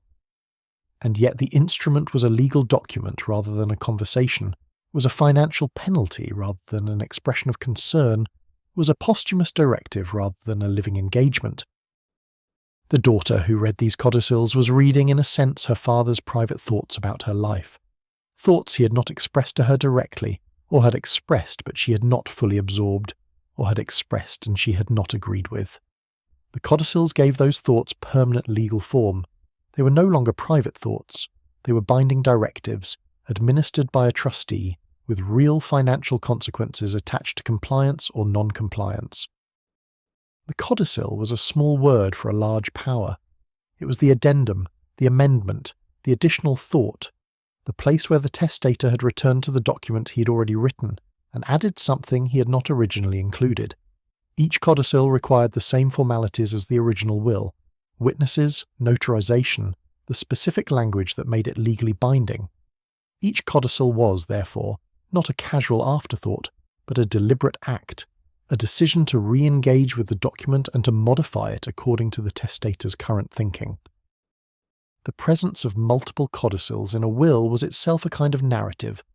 It told a story about the testator's changing mind, about the events that had caused him to reconsider what he had originally planned, about the evolution of his feelings toward his children and their choices over the years between the original will and his death. Frankwork's 15 codicils told, in their accumulation, the story of a father watching his daughter's life unfold in ways he had not intended, and responding to each new development with an amendment to the document that governed her financial future. There is something moving and also something troubling about this image.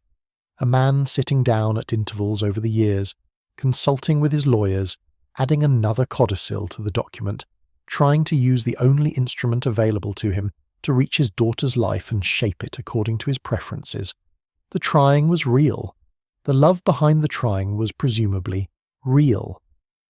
And yet the instrument was a legal document rather than a conversation, was a financial penalty rather than an expression of concern, was a posthumous directive rather than a living engagement. The daughter who read these codicils was reading in a sense her father's private thoughts about her life, thoughts he had not expressed to her directly, or had expressed but she had not fully absorbed, or had expressed and she had not agreed with. The codicils gave those thoughts permanent legal form. They were no longer private thoughts. They were binding directives, administered by a trustee, with real financial consequences attached to compliance or non-compliance. Not every story of a Gilded Age daughter is a story of disappointment. That is important to remember, even at this hour, even in this quiet room. Some of the women who grew up in the great houses and attended the great balls, and made the arranged or semi-arranged marriages and eventually sat in the lawyer's office to hear the will read, some of these women went on to build lives of remarkable richness and scope, lives that exceeded in some fundamental way what the circumstances of their birth had seemed to promise. Gertrude Vanderbilt, Whitney is one of those women.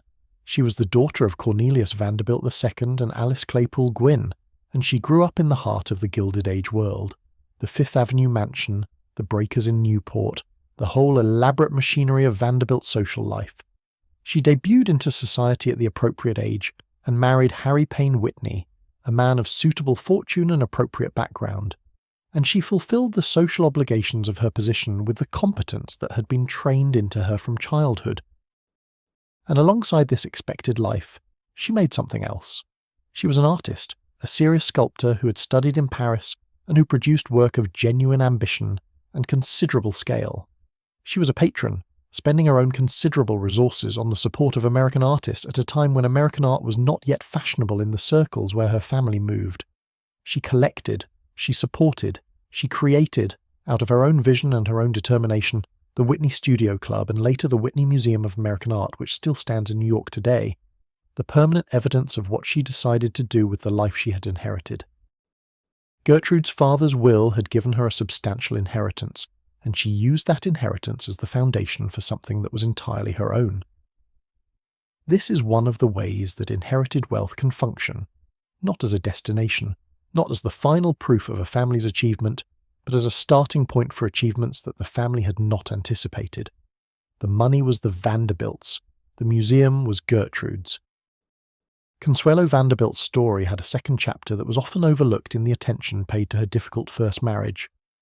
After the annulment from the Duke of Marlborough, which took until 1926 to finalise because the procedures of both civil and ecclesiastical annulment were slow, she married a French aviation pioneer named Louis-Jacques Balsan, a man she genuinely loved and with whom she spent the rest of her long life. She was 50 years old when they married. She lived to 87. She spent the decades of her second marriage in genuine happiness, in France and later in the United States, engaged in philanthropic work and in the writing of her memoir, The Glitter and the Gold, which she published in 1953, and in which she described with considerable honesty and rather more equanimity than the events might seem to warrant, the world she had grown up in and the choices that had been made for her. The memoir is a remarkable document. It is the account of a woman looking back at a life that began with the marriage she had not wanted and ended with the marriage she had chosen, and finding in the span between those two moments a great deal to understand and forgive and even, sometimes, to appreciate. The things that had seemed most constraining in her youth, the mother's ambitions, the Duke's coldness, the enormous weight of social obligation, these she described with a clarity that comes from distance, from the perspective of someone who has survived what she was describing and emerged with her intelligence and her humour intact. Nancy Astor, who had grown up in Virginia and made a disastrous first marriage and a second very good one, and then become, through a combination of circumstance and her own extraordinary energy, the first woman to take her seat in the British Parliament. Nancy was one of the most publicly remarkable of all the Gilded Age daughters, though her remarkableness was of a very particular and unconventional kind. She had not set out to be a politician. She had set out to be a society hostess, which was what she had been trained for, and she had been an extremely good one. But her husband's elevation to the House of Lords created a vacancy in the House of Commons, and Nancy stood for the seat, and she won it, and she went on to serve for 25 years. Her maiden speech in Parliament, delivered in March of 1920, was characteristically direct. She had been expected to be decorative, or at least decorously quiet, or at very least to demonstrate that a woman in the chamber was not going to destabilise the institution. Nancy was none of these things. She was loud and funny and relentlessly political, and she said what she thought about temperance and women's rights and the problems of the working classes, and she continued to say these things for a quarter of a century. The finishing school curriculum had not included parliamentary oratory, but Nancy appears to have managed without it. Anna Gould, after the dissolution of her marriage to the Count, made a second marriage that was considerably more satisfying, to Prince Élie de Talleyrand-Périgord, a relative of the famous statesman, a man who appears to have been genuinely kind and genuinely interested in Anna rather than primarily in her fortune, though the fortune remained part of the picture. She lived quietly and contentedly in France for the rest of her long life, enjoying the title she had paid so dearly for and the peace she had eventually managed to achieve. Mary Lita Curzon died young in 1906 at the age of 36, of peritonitis following a series of illnesses. Her husband, who had by then become the Marquis Curzon of Kedleston, and was one of the most powerful men in the British political world, was devastated by her death in a way that surprised people who had assumed the marriage was primarily a dynastic arrangement. He wore mourning for years. He commissioned a chapel in her memory. He wrote about her with a grief that was entirely genuine, and that revealed in its expression the depth of what the marriage had been for him. Mary had not simply brought her Chicago fortune to the English aristocracy. She had brought herself, and herself was what Lord Curzon mourned. These women, Gertrude and Consuelo and Nancy and Anna and Mary, are not simply the victims of the arrangements of the Gilded Age. They are also its survivors, and in some cases its transformers. They took the world they had been given and made what they could of it, and sometimes what they made was more than anyone had expected, including themselves. The conditions of their lives were often constraining and sometimes wrong, and the will that was read in the lawyer's office was not always the will they had imagined. But within those conditions, within the limits that their era and their gender and their families had set, they exercised intelligence and determination, and sometimes courage of a very high order. There were also the quieter stories, the ones that did not make the newspapers or produce institutions that survive today. The daughters who received their portions from the will, perhaps less than expected, perhaps weighted with conditions, perhaps held in a trust that felt more like a constraint than a gift, and who took what they received and lived their lives within it, who managed their reduced or redirected or differently structured inheritances with the same capability they had brought to the management of their social obligations, who raised their children, maintained their households, kept their correspondence, attended their obligations, and found within the parameters of their lives whatever genuine pleasure and meaning was available. These women were not exceptional in the way that Gertrude Whitney was exceptional, or Nancy Astor was exceptional. They were exceptional only in the way that all people are exceptional, in the specific texture of their particular existence, in the specific intelligence with which they navigated their particular circumstances, in the specific kindnesses they extended, and the specific griefs they absorbed, and the specific quiet contributions they made to the lives of the people around them. Their names are mostly not in the history books, but they lived. The question of what was built from what these women inherited, financial inheritance and also the subtler inheritance of the world they were formed in, is a question that extends beyond their own lifetimes. The museums and institutions and political careers that some of them created are easy to trace.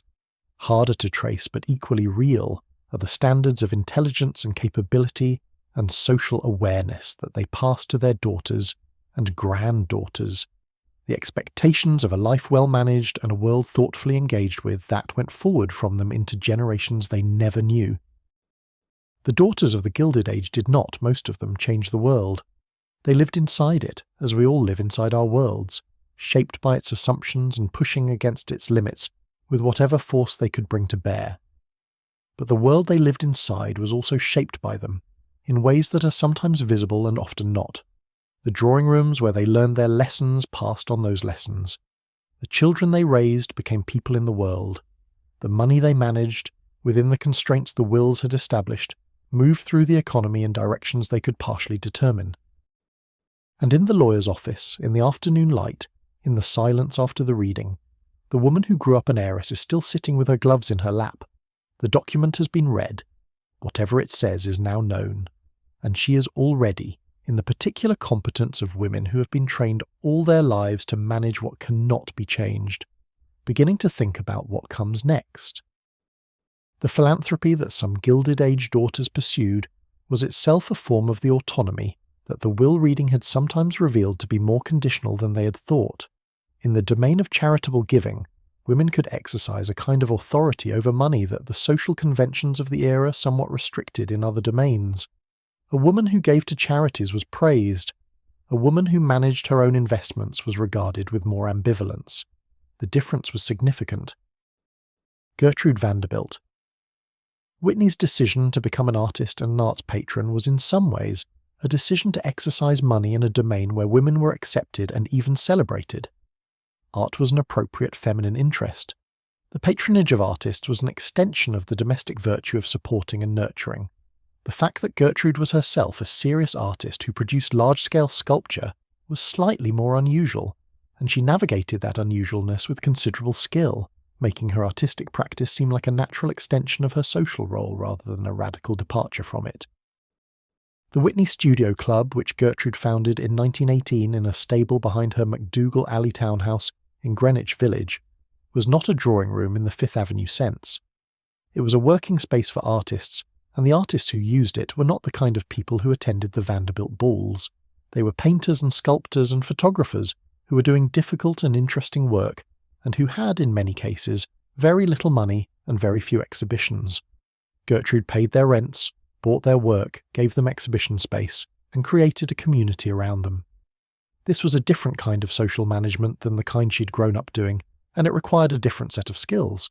But the underlying instinct, to organize people into a functioning community, to provide the resources that made something possible, was recognizably the same. The Whitney Museum, which grew from the Studio Club through a series of expansions and reorganizations, was eventually offered to the Metropolitan Museum of Art, which declined to accept it. Gertrude then built a permanent museum on West 8th Street, and it opened in 1931. The museum that now stands in the Meatpacking District in New York, designed by Renzo Piano and opened in 2015, is the direct descendant of Gertrude's original institution. What began with a Gilded Age daughter's decision to do something more with her inheritance than simply spend it on the approved pleasures of her class ended many decades later as one of the great museums of American art. This trajectory, from the expectations of the Gilded Age social world to an institution that outlasts both the social world and the woman who created it, is not a unique trajectory in the history of what these women did with what they inherited. It is repeated, in various forms and on various scales, in the museums and hospitals and universities and conservation organizations and social services that Gilded Age women founded or supported. The money moved through them and was transformed by them into something that their fathers had not planned for and might not have chosen. The question of whether this represented a subversion of the father's intentions or a fulfillment of them is genuinely interesting. The father who left money to a daughter so that she could live appropriately and make an appropriate marriage did not generally intend the money to fund a museum, but the qualities he had cultivated in his daughter, the taste, the organizational ability, the social intelligence, the commitment to excellence, were the qualities that made the museum possible. He had built the instrument. She had chosen the music. And the daughters who did not build museums or found institutions, the ones whose inheritances were more modest or more restricted, or whose temperaments were less inclined toward public projects, these women also made choices about what to do with what they had. They raised their children with attentiveness and care. They maintained friendships across decades. They supported the specific communities they lived in, with the specific resources available to them. They brought to the management of their narrower inheritances the same intelligence and competence and fundamental decency that the more famous women brought to their larger projects. The women who did not become famous, who did not found museums or enter parliaments, were not therefore without consequence. They were the majority. They were the ones who took what the will offered them and made their lives within it, who raised children who became doctors and lawyers and teachers and farmers and business people, who maintained households that were the centres of their communities, who kept the social fabric intact through the small daily acts of neighbourliness and hospitality and care that hold a community together. These women did not leave records that are easy to trace. They did not write memoirs. They did not have biographers. Their letters were not preserved in institutional archives.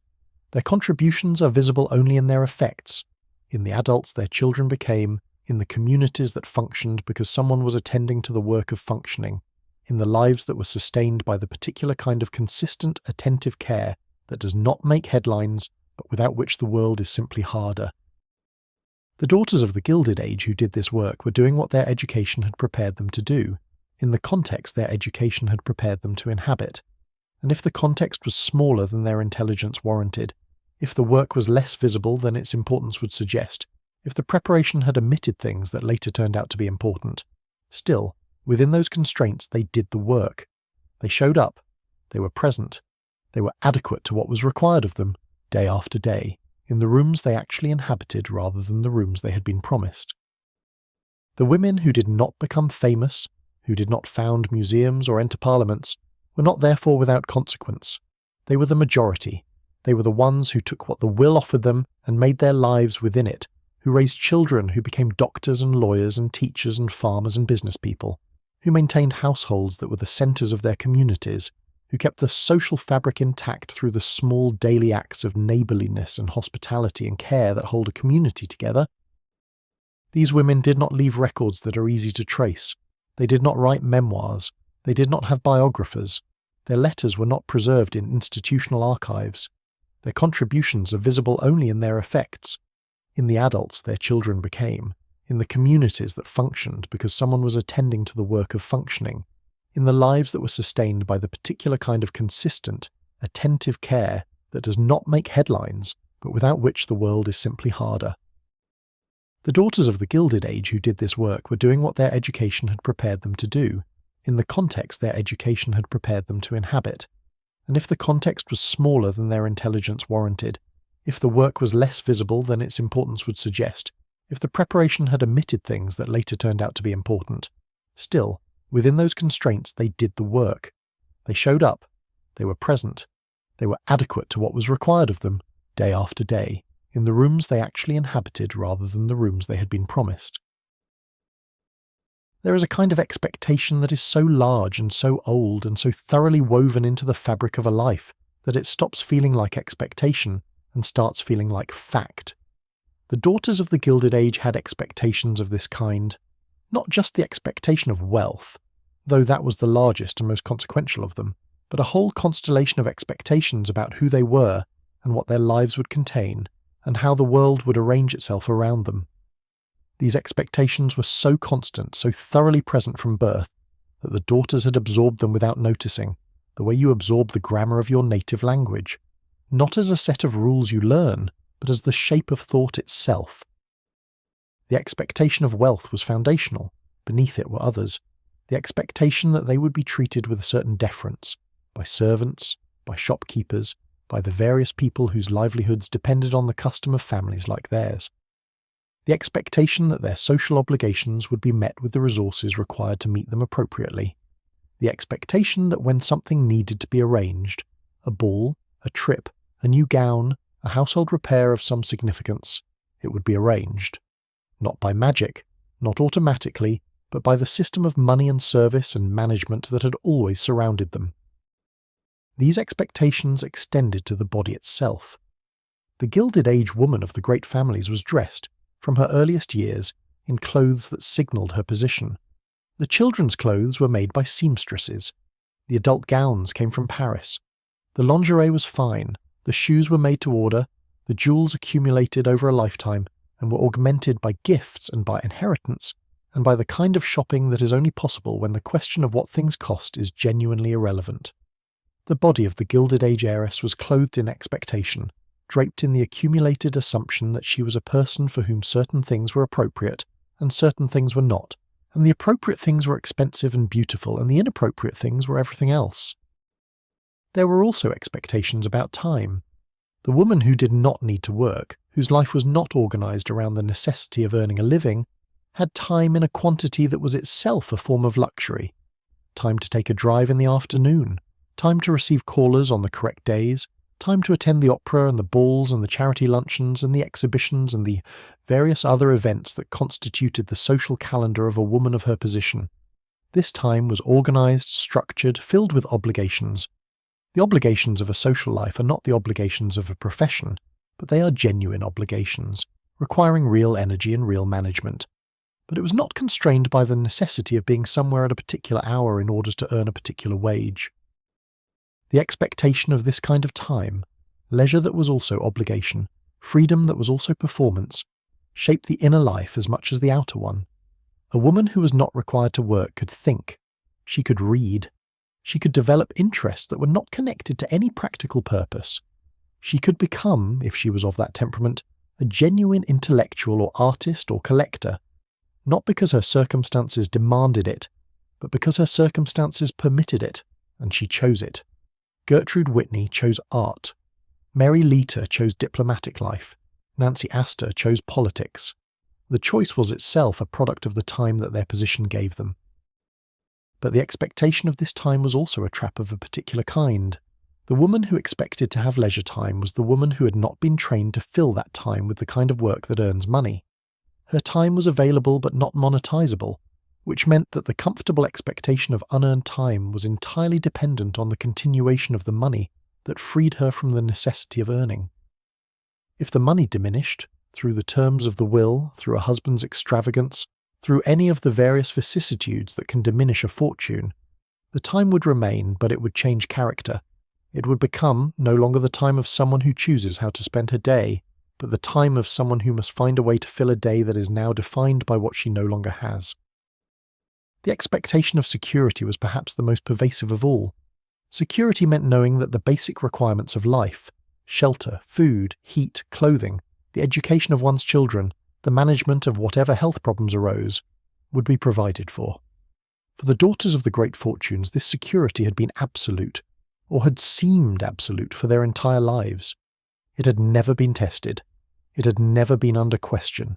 It had simply existed, as the floor exists, so thoroughly present that you walk on it without noticing that it is there until the day it shifts. The shift, when it came, was not always dramatic.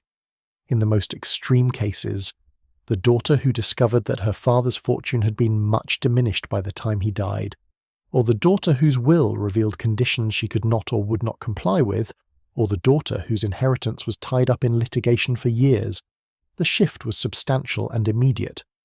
But more often it was subtler than that. The adjustment was not from wealth to poverty, but from one version of wealth to another, from the expectation of a very large inheritance to the reality of a more modest one, from the assumption of unrestricted access to the discovery of conditions and restrictions that reduced what she could do with what she received. This subtler shift was in some ways harder to manage than the dramatic one. A woman who knew clearly that she needed to earn money, who faced the necessity squarely, could address it squarely. But a woman who still had money, just not quite as much or not quite in the form she had expected, who still inhabited the social world of wealth, but inhabited it now on a somewhat reduced basis, her adjustment was less legible. The world expected her to be what she had always been. Her own expectations expected the same thing. The gap between the expectation and the reality was a private matter, managed in private, often without anyone around her fully understanding what she was managing. Some women managed this gap with extraordinary grace. They found ways to maintain the essential elements of the life they had always led, while quietly contracting in areas that were less visible.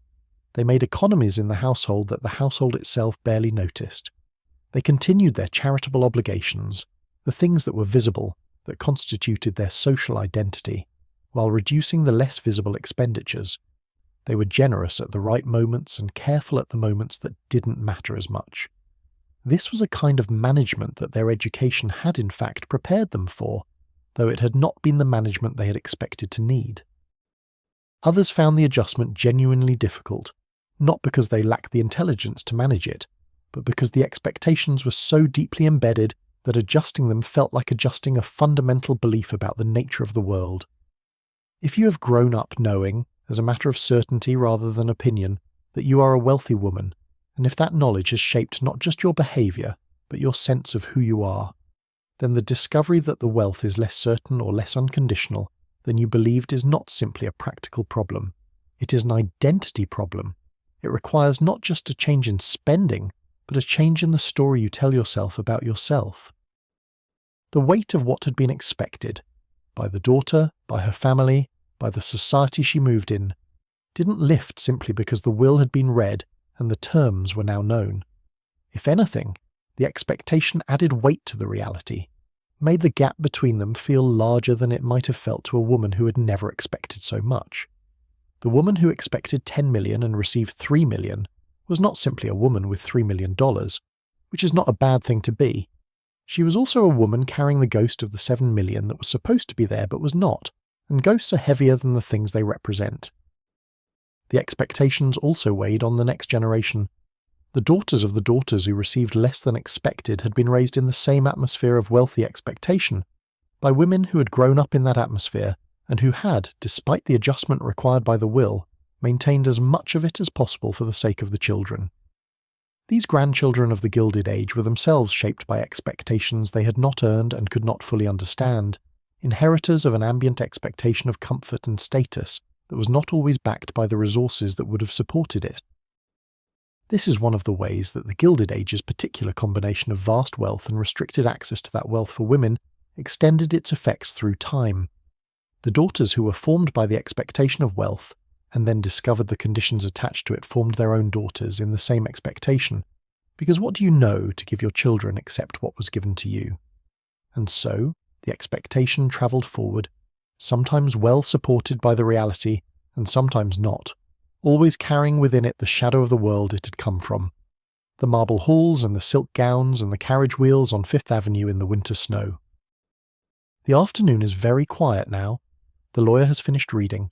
The document sits on the desk between them, its pages held together with a ribbon, its language precise and permanent, and in some ways more honest than anything that was ever said aloud in the drawing rooms and ballrooms where this woman spent her girlhood. It is heavier than she expected, the weight of what it says, and lighter too in ways she does not yet understand. The truth has its own kind of lightness eventually, but eventually is a word for another day. The weight of expectation was not only a burden, there were moments, and these moments are worth acknowledging, because the story of the Gilded Age daughters is not only a story of limitation, when the expectation that had been set for them was itself a kind of gift. The expectation that they would be capable and gracious and present to the full demands of their social world had produced in many of them actual capability and actual grace, real presence, real attentiveness to the people around them. The hostess, who had been trained since childhood to make her guests comfortable, was genuinely good at making her guests comfortable. The woman who had learned to manage the complex logistics of a large social event had a real skill that translated in various contexts into an ability to organize people and resources effectively. The conversational ease that had been practiced and refined through hundreds of social engagements was a genuine ease, available not just in the drawing room but in any situation where talking to people mattered. These capabilities were not trivial. They were the capabilities that the world the Gilded Age daughters inhabited actually required, and the world was not entirely wrong to require them. A hostess who could create an environment in which people felt welcome and cared for was providing something genuinely valuable. A woman who could manage a household of 20 servants and keep the household functioning at a high level while its social obligations were met was exercising genuine administrative talent. The context was narrow. The talent was real. The tragedy, if there was one, was the narrowness of the context in which the talent was exercised, and the invisibility of the talent that resulted from that narrowness. The woman whose administrative genius was expressed in the management of her household was not visible as an administrator. She was visible as a hostess. The social world saw the finished product, the perfect dinner, the beautifully managed house, without seeing the considerable intelligence and effort that had produced it. This invisibility was itself a kind of limitation, because invisible capabilities cannot accumulate into external recognition or advancement. The women who found ways to make their capabilities visible in the wider world, Gertrude Whitney as an artist and museum founder, Nancy Astor as a politician, others in fields of philanthropy and social reform, were doing something that required not just capability, but the willingness to step outside the prescribed role and into territory that was not officially where they were supposed to be. This willingness was itself a product of temperament, opportunity, and in some cases the particular circumstances of their inheritances. The fact that a generous or unconditional inheritance gave them the financial flexibility to make choices that a restrictive one would not have permitted. The daughters who received less than expected from the will were, in some cases, pushed by the reduction to develop capabilities they would not otherwise have developed. The woman who discovered that her inheritance was smaller than anticipated and that she would need to manage more carefully than she had assumed was required to engage with the financial dimensions of her life in ways she had not engaged with before. This engagement could be painful and disorienting. It could also be, though this was not usually how it felt at the time, a form of education that the finishing school had omitted. There are women in the historical record who clearly felt, looking back from the far end of their lives, that the difficulty of managing with less had been valuable in some ways, had required them to develop inner resources that the comfortable expectation of abundance might not have developed. This is not a comfortable thing to say about the reduction of an inheritance, and it should not be overstated. Poverty is genuinely difficult. Financial restriction is genuinely limiting. But the capacity to manage well with what one has is not nothing, and in some cases the inheritance of that capacity was more durable than the inheritance of the money itself. The daughters of the Gilded Age, who lived long enough to see the 20th century well advanced, who survived into the 1930s and 1940s, who watched the world of their childhood become, gradually and then suddenly, entirely historical. These women had the particular perspective of survivors. They had outlived not only the people, but the world. The houses they had grown up in were being demolished or subdivided or converted to other purposes. The social world they had been trained to inhabit had dissolved. The very assumptions about the proper ordering of families and money and gender roles that had been the foundation of everything they knew had been so thoroughly questioned and so substantially changed that the world of their girlhood seemed, to many people around them, almost incomprehensibly foreign. And yet they remembered it from the inside, as a lived experience rather than a historical artifact. They remembered the smell of the drawing rooms, and the weight of the ball gowns, and the specific quality of light in the rooms where the pianoforte stood. They remembered the voices and the gestures and the unspoken codes. They remembered the evening when the lawyer read the will, and the particular quality of the silence in the room at certain moments during the reading. What they had made of the lives that followed that reading was the truest measure of who they were, not what they had inherited, not what the will had said about them, but what they had done with what they were given, and what they had found to do with what they were not given. The measuring was their own private work, done without applause, registered in the ledger that only they could read. And in that ledger, the women of the Gilded Age had more entries than the history books acknowledge. The weight of what was expected was not only a burden, it was also a kind of structure, and structure, even structure that constrains, is not nothing. The woman who had been formed by high expectation knew what high expectation felt like from the inside.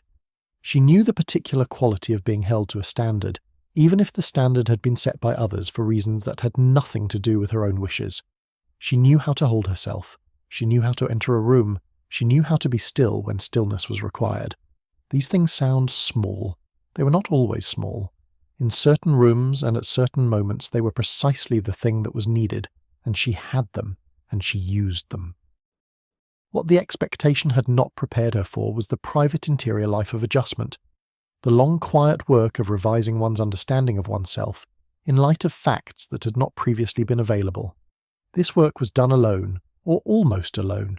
It was done in the hours between the social engagements, in the mornings before the household was fully awake, in the evenings when the fires had burned low and there was nothing left to manage and nothing left to perform. It was done without name and without a script, because no one had thought to prepare a script for this particular form of self-revision. But she did it. They all did it, in their various ways and to their various degrees. And when the work was done, not finished, never finished, but done enough, what remained was something that had not been there before, a kind of knowledge that the expectation could not have given her, because it required its own disappointment to produce. She knew now what she was made of when the inheritance turned out to be different from what she had always believed it would be. This was not the knowledge she had been raised to seek, but it was knowledge, and it was hers, and no condition in any will could reach it. There is a passage in Consuelo Vanderbilt's memoir where she describes the afternoon light coming through the tall windows of Blenheim Palace, the way it fell on the stone floors, the way it illuminated the tapestries that had hung in those rooms for centuries, the extraordinary beauty of the place she had come to inhabit as its duchess. And then she writes, in the next sentence, that she was very lonely. The beauty and the loneliness existed in the same room, in the same light, at the same time. This is what the glitter concealed. The glitter was real. This is important to acknowledge because it is easy, when looking back at the lives of the Gilded Age daughters from the distance of more than a century, to see only the costs and not the pleasures. The pleasures were real. The gowns were genuinely beautiful. The music at the balls was genuinely wonderful. The architecture of the great houses was on a scale that has not been replicated in private life since, and there was genuine pleasure to be had in moving through spaces of such extraordinary quality. The art on the walls of the Newport cottages, the Vanderbilts had some of the finest French Impressionist paintings available anywhere in the private American collections of the period, was there to be looked at and enjoyed, and it was. The social life had real pleasures too. The season was exhausting, but it was also exhilarating, and there were evenings that were genuinely magical. Evenings when the room was full of intelligent people, and the music was exactly right, and the conversation sparkled in the way that conversation can spark when the participants are quick and well-read and genuinely interested in one another. There were friendships formed in the social world that were real friendships, not merely social connections. There were relationships with cousins and sisters and school friends that were maintained across decades and across the Atlantic, sustained by letters and visits, and the particular intimacy that comes from having shared a specific and unusual world. The houses themselves were not only prisons, this is worth saying clearly. The Breakers, which still stands in Newport and is visited by hundreds of thousands of people every year, is a building of extraordinary beauty and ambition, and the women who grew up in it and moved through it experienced that beauty daily, absorbed it, were formed by it in the way that any beautiful environment forms the people who inhabit it. The quality of the light through the great windows, the sound of the fountains in the summer, the smell of the sea at Newport in August, cutting through the roses in the garden. These were not nothing. But the glitter concealed things. It concealed the conditions attached to the money that paid for the glitter, conditions that were not stated plainly, that the daughters absorbed only gradually and sometimes only when the will was read. It concealed the specific ways in which the daughters were not the free agents that their social confidence might have suggested, the ways in which their choices were bounded, their movements supervised, their relationships managed, their futures planned by people other than themselves. It concealed the loneliness that Consuelo felt in the beautiful rooms of Blenheim, and the loneliness that many of these women felt in various ways in various places, the loneliness of people who are surrounded by everything except the specific things they need. The glitter also concealed something about the money itself, about what it was and how it worked and who actually controlled it. The abundant, seamless, never-questioned flow of money through these households had the quality of something natural, something that was simply there, like air or water. The daughters absorbed this quality. They did not think of the money as something that someone was deciding about, something that was subject to conditions and restrictions and the opinions of lawyers and trustees and fathers who might at any moment be revising a codicil. They thought of it, if they thought of it at all, as simply the way things were. What the glitter concealed, in other words, was the structure underneath, the structure of authority that determined how the money moved and who received it, and under what conditions. The legal framework of trusts and bequests and conditional inheritances that had been constructed, often over years, by the fathers and their lawyers, and was entirely invisible to the daughters themselves. The social framework of expectation and obligation that determined what the money could respectably be spent on, and what it could not, who received generosity and who did not, what purposes were legitimate, and what purposes were frivolous or inappropriate. All of this was the structure underneath the glitter, and the glitter was very effective at making it invisible. The women's rights movement of the late 19th and early 20th centuries identified some of this structure and argued against it. The suffragists who spoke about women's legal rights, the right to vote, the right to own property, the right to enter contracts, were speaking about the scaffolding of control that shaped women's lives regardless of their social class. But the specific situation of wealthy women was not always the situation that the movement addressed most directly, partly because wealthy women's problems were difficult to present as urgently in need of remedy when the baseline of their lives was so comfortable, and partly because wealthy women were themselves divided about how urgently they wished to be remedied. Some wealthy women were deeply committed to the suffrage movement. Alva Vanderbilt Belmont, Consuelo's mother, the woman who had engineered the Marlborough marriage, became, after her own divorce and second marriage, one of the most energetic and financially generous supporters of women's suffrage in the United States. The woman who had forced her daughter into a loveless marriage in the service of social ambition eventually became a champion of the very autonomy she had denied her daughter, which is one of the more remarkable personal transformations of the era. Others were indifferent to the movement or actively hostile to it.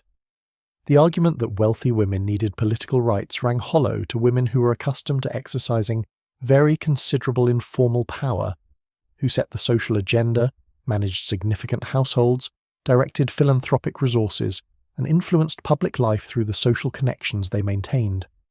These women felt, not entirely without reason, that they already had a form of power and that the formal political rights being sought by the suffragists would not fundamentally change the quality of their lives. What neither group fully grasped, perhaps, or what the historical record suggests was not fully grasped, was the specific vulnerability of the position of the wealthy woman whose wealth derived from a man's estate. The informal power of the society hostess, the philanthropic power of the arts patron, the social influence of the woman whose dinner table everyone wished to be invited to, all of this power was real, and in some cases very substantial. But it was dependent ultimately on the continuation of the money, and the continuation of the money was subject to conditions that the women themselves had not fully examined. The reading of the will revealed the conditions, and what it revealed, in revealing them, was that the power had always been borrowed. The woman who set the social agenda did so because she had the money to do so, and the money had always been subject to someone else's decision about what would happen to it.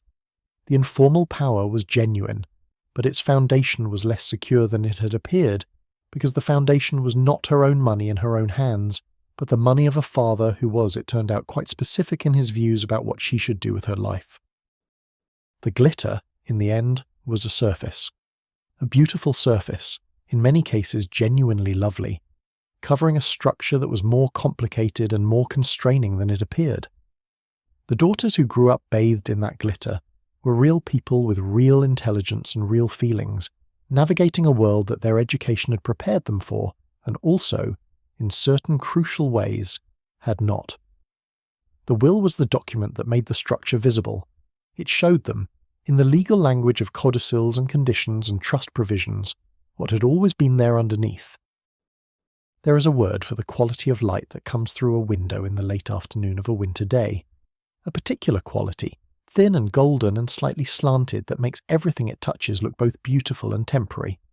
This is the light that falls in the lawyer's office. It falls on the document that has been read, on the table's polished surface, on the hands of the woman with her gloves in her lap. It is the same light that fell in the drawing rooms and the ballrooms and the great halls of the Newport cottages all through her childhood. The same light. But in here, in this room, with this document, she is seeing by it more clearly than she has before. The afternoon is ending. The story is ending with it, the way stories end. Not with a conclusion, but with a settling. The way snow settles, slowly and silently and covering everything in white. The woman in the lawyer's office is still sitting very still. Outside, the carriage wheels have stopped. The street is quiet. The lamp is burning lower, and in the silence something is being understood that has not been understood before, and will not be forgotten.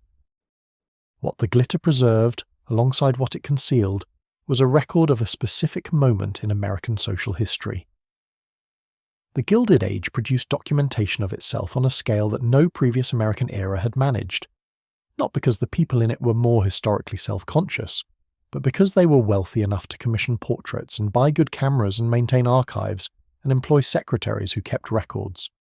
The letters survive because they were written on good paper and kept in substantial houses with proper storage. The photographs survive because the negatives were glass and were not discarded when the subjects died. And so we know these women more thoroughly in some respects than we know women of earlier eras who were equally intelligent and equally interesting, but whose paper lives did not survive. We have Consuelo Vanderbilt's memoir. We have the diary entries of women who are not Consuelo Vanderbilt, preserved in family archives. We have the social columns that documented their appearances and their absences. We have the wills that stated, in permanent legal language, exactly what their fathers had decided for them. The wills are perhaps the most honest documents. The social columns were public performances shaped by what was appropriate to display. The letters were private performances shaped by what the recipient was expected to hear. The diary entries were semi-private, written with some awareness that they might someday be read. But the will was a working document, written for the purpose of directing the distribution of assets, not for the purpose of being read by later generations or understood in historical context. Its honesty is the honesty of a document that was not written for an audience beyond the immediate participants. What the wills reveal, read as a set rather than individually, is the pattern. The pattern of what fathers in the Gilded Age believed about their daughters' capabilities and their daughters' needs. The pattern of what conditions they attached to their bequests. The pattern of how they weighted the claims of sons versus daughters, of business interests versus personal provisions. This pattern is not the pattern of men who hated their daughters. It is the pattern of men who loved their daughters in a world that had given them very specific ideas about what that love should look like and how it should be expressed. The women who received these wills, who sat in the lawyers' offices and heard the conditions read aloud, were not only the inheritors of money, they were the inheritors of a set of assumptions about who they were and what they were capable of, assumptions that had been built into the very structure of the bequest. To receive a trust administered by a trustee was to receive, alongside the money, the assumption that you could not manage it yourself. To receive an income but not a capital sum was to receive, alongside the security, the assumption that you did not need the power that capital confers. The inheritance was always, in this sense, more than financial. It was a statement about who the father believed his daughter to be, and what he believed she deserved, and what he believed she needed to be protected from. Some of these beliefs were accurate, many were not, but they were expressed in the most permanent form available, translated into legal structures that would govern the daughter's financial life for years or decades, and they could not be fully separated from the money itself. The afternoon is ending in the lawyer's office, and the woman with the gloves in her lap has now heard everything the document has to say. She knows what she is to receive. She knows under what conditions. She knows who will manage what she cannot manage herself, and who decided that she could not manage it. The lamp is burning lower, and the room is growing cooler, and outside the window the city is going about its ordinary business with the complete indifference to personal moments that cities always show. And she will go out into that city. She will hail a carriage, or she will walk, and she will carry what she has just heard with her through the streets of New York, past the shops and the churches and the other brownstones with their lighted windows, and she will bring it home with her, and she will sit with it, and she will think about what it means for the life she is living and the life she will continue to live. The document is fixed, the life is not, and somewhere in the space between the fixed and the living, the woman she actually is will find her way. The glitter had one more thing to say, and it said it in the silence after the reading of the will. The glitter had always been, at one level, a form of argument, an argument about permanence, about the naturalness of the wealth and the arrangements that produced it, about the rightness of the world as it was ordered. The marble and the crystal and the Paris gowns all made the same argument. This is how things are. This is how things have been. This is how things will be. The argument was compelling enough that many of those who made it believed it themselves. The will said something else. The will said, "This is how things are because of decisions I made, decisions that could have been made differently, decisions that are now fixed, but that were once movable." The will revealed the made quality of the arrangements, the fact that someone had decided, had chosen, had inscribed the choices in a document that would outlive the chooser. The permanence was legal permanence rather than natural permanence, and legal permanence is a different thing. It can be challenged, it can expire, it can be read differently by different people, it is permanent only within its own terms. This revelation, the made quality of what had always seemed natural, the constructed character of what had always seemed simply the way of the world, was not only personal in its significance, it was also historical. The Gilded Age was an era in which the arrangements of power and wealth had seemed, to those within them, self-evidently correct, self-evidently permanent, self-evidently natural. The reading of the will was, in miniature, the experience that the era itself would eventually undergo. The discovery that the arrangements were human-made, contingent, subject to question and change. The women who sat in the lawyers' offices and heard the wills read were among the first people in their world to receive this lesson directly and personally. They received it in the language of their own financial lives, in the specifics of their own inheritances, and the lesson, however privately absorbed, however quietly managed, was not forgotten. It travelled forward with them into the rest of their lives, and it shaped, in ways that were not always visible, what they did with what they had. Thank you so much for watching. If you'd like to see more videos like this, please consider leaving a like and subscribing to the channel. It really helps us keep making more content. See you in the next one. And now, let the story rest. Let the afternoon in the lawyer's office dissolve the way all afternoons dissolve, into evening, into dark, into the particular quiet of a city settling toward night. The woman with the gloves in her lap has risen from her chair. She has thanked the lawyer. She has walked through the door and into the street, and the cold air has met her face, and the sounds of the city have closed around her. She's walking home, or to her carriage, or simply walking. The destination does not matter now.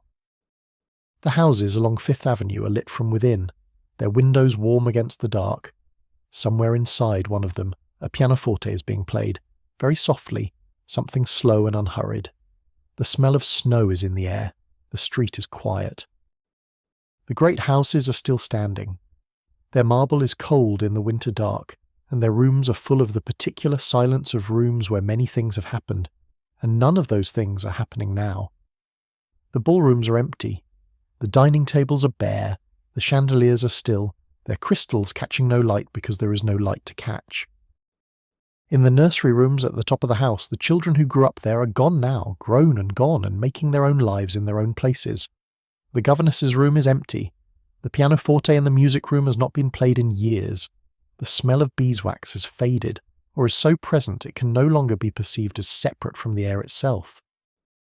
Let the houses settle. Let them breathe in the dark the way old buildings breathe, slowly, with the weight of everything they have held, with the memory of all the voices that have moved through their rooms, and all the decisions that have been made in them, and all the small and enormous things that have happened behind their walls. The daughters of the Gilded Age are resting now. They have rested for a long time, most of them, in the churchyards and the family mausoleums and the quiet corners of cemeteries that were fashionable when they were alive and are forgotten now. Their names are on stones, their stories are in the archives, in the letters and the diaries and the newspaper columns and the legal documents that form the sediment of a particular world. They were real.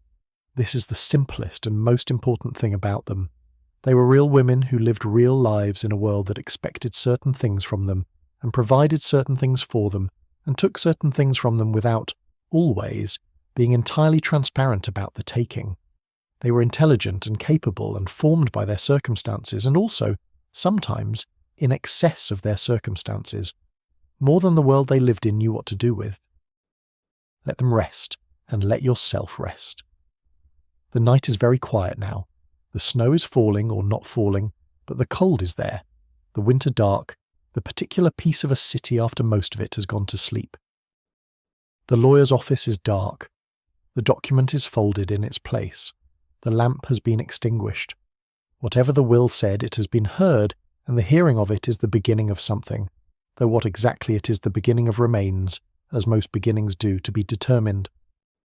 You are very still now. Your breathing has slowed. The room around you is gentle and dark and full of nothing that requires your attention, nothing that requires anything of you at all. Let the story go. Let it drift away, the way snow drifts away from a hand, slowly and without urgency, and leaving nothing but the memory of cold. Sleep now. The night is long and you have time. The houses are quiet and the daughters are resting and the pianoforte has stopped. There is nothing left to hear. If you like this video, let me know where in the world you're watching from and what time it is. I'm always curious about that. And if you have a suggested topic, feel free to leave it in the comments.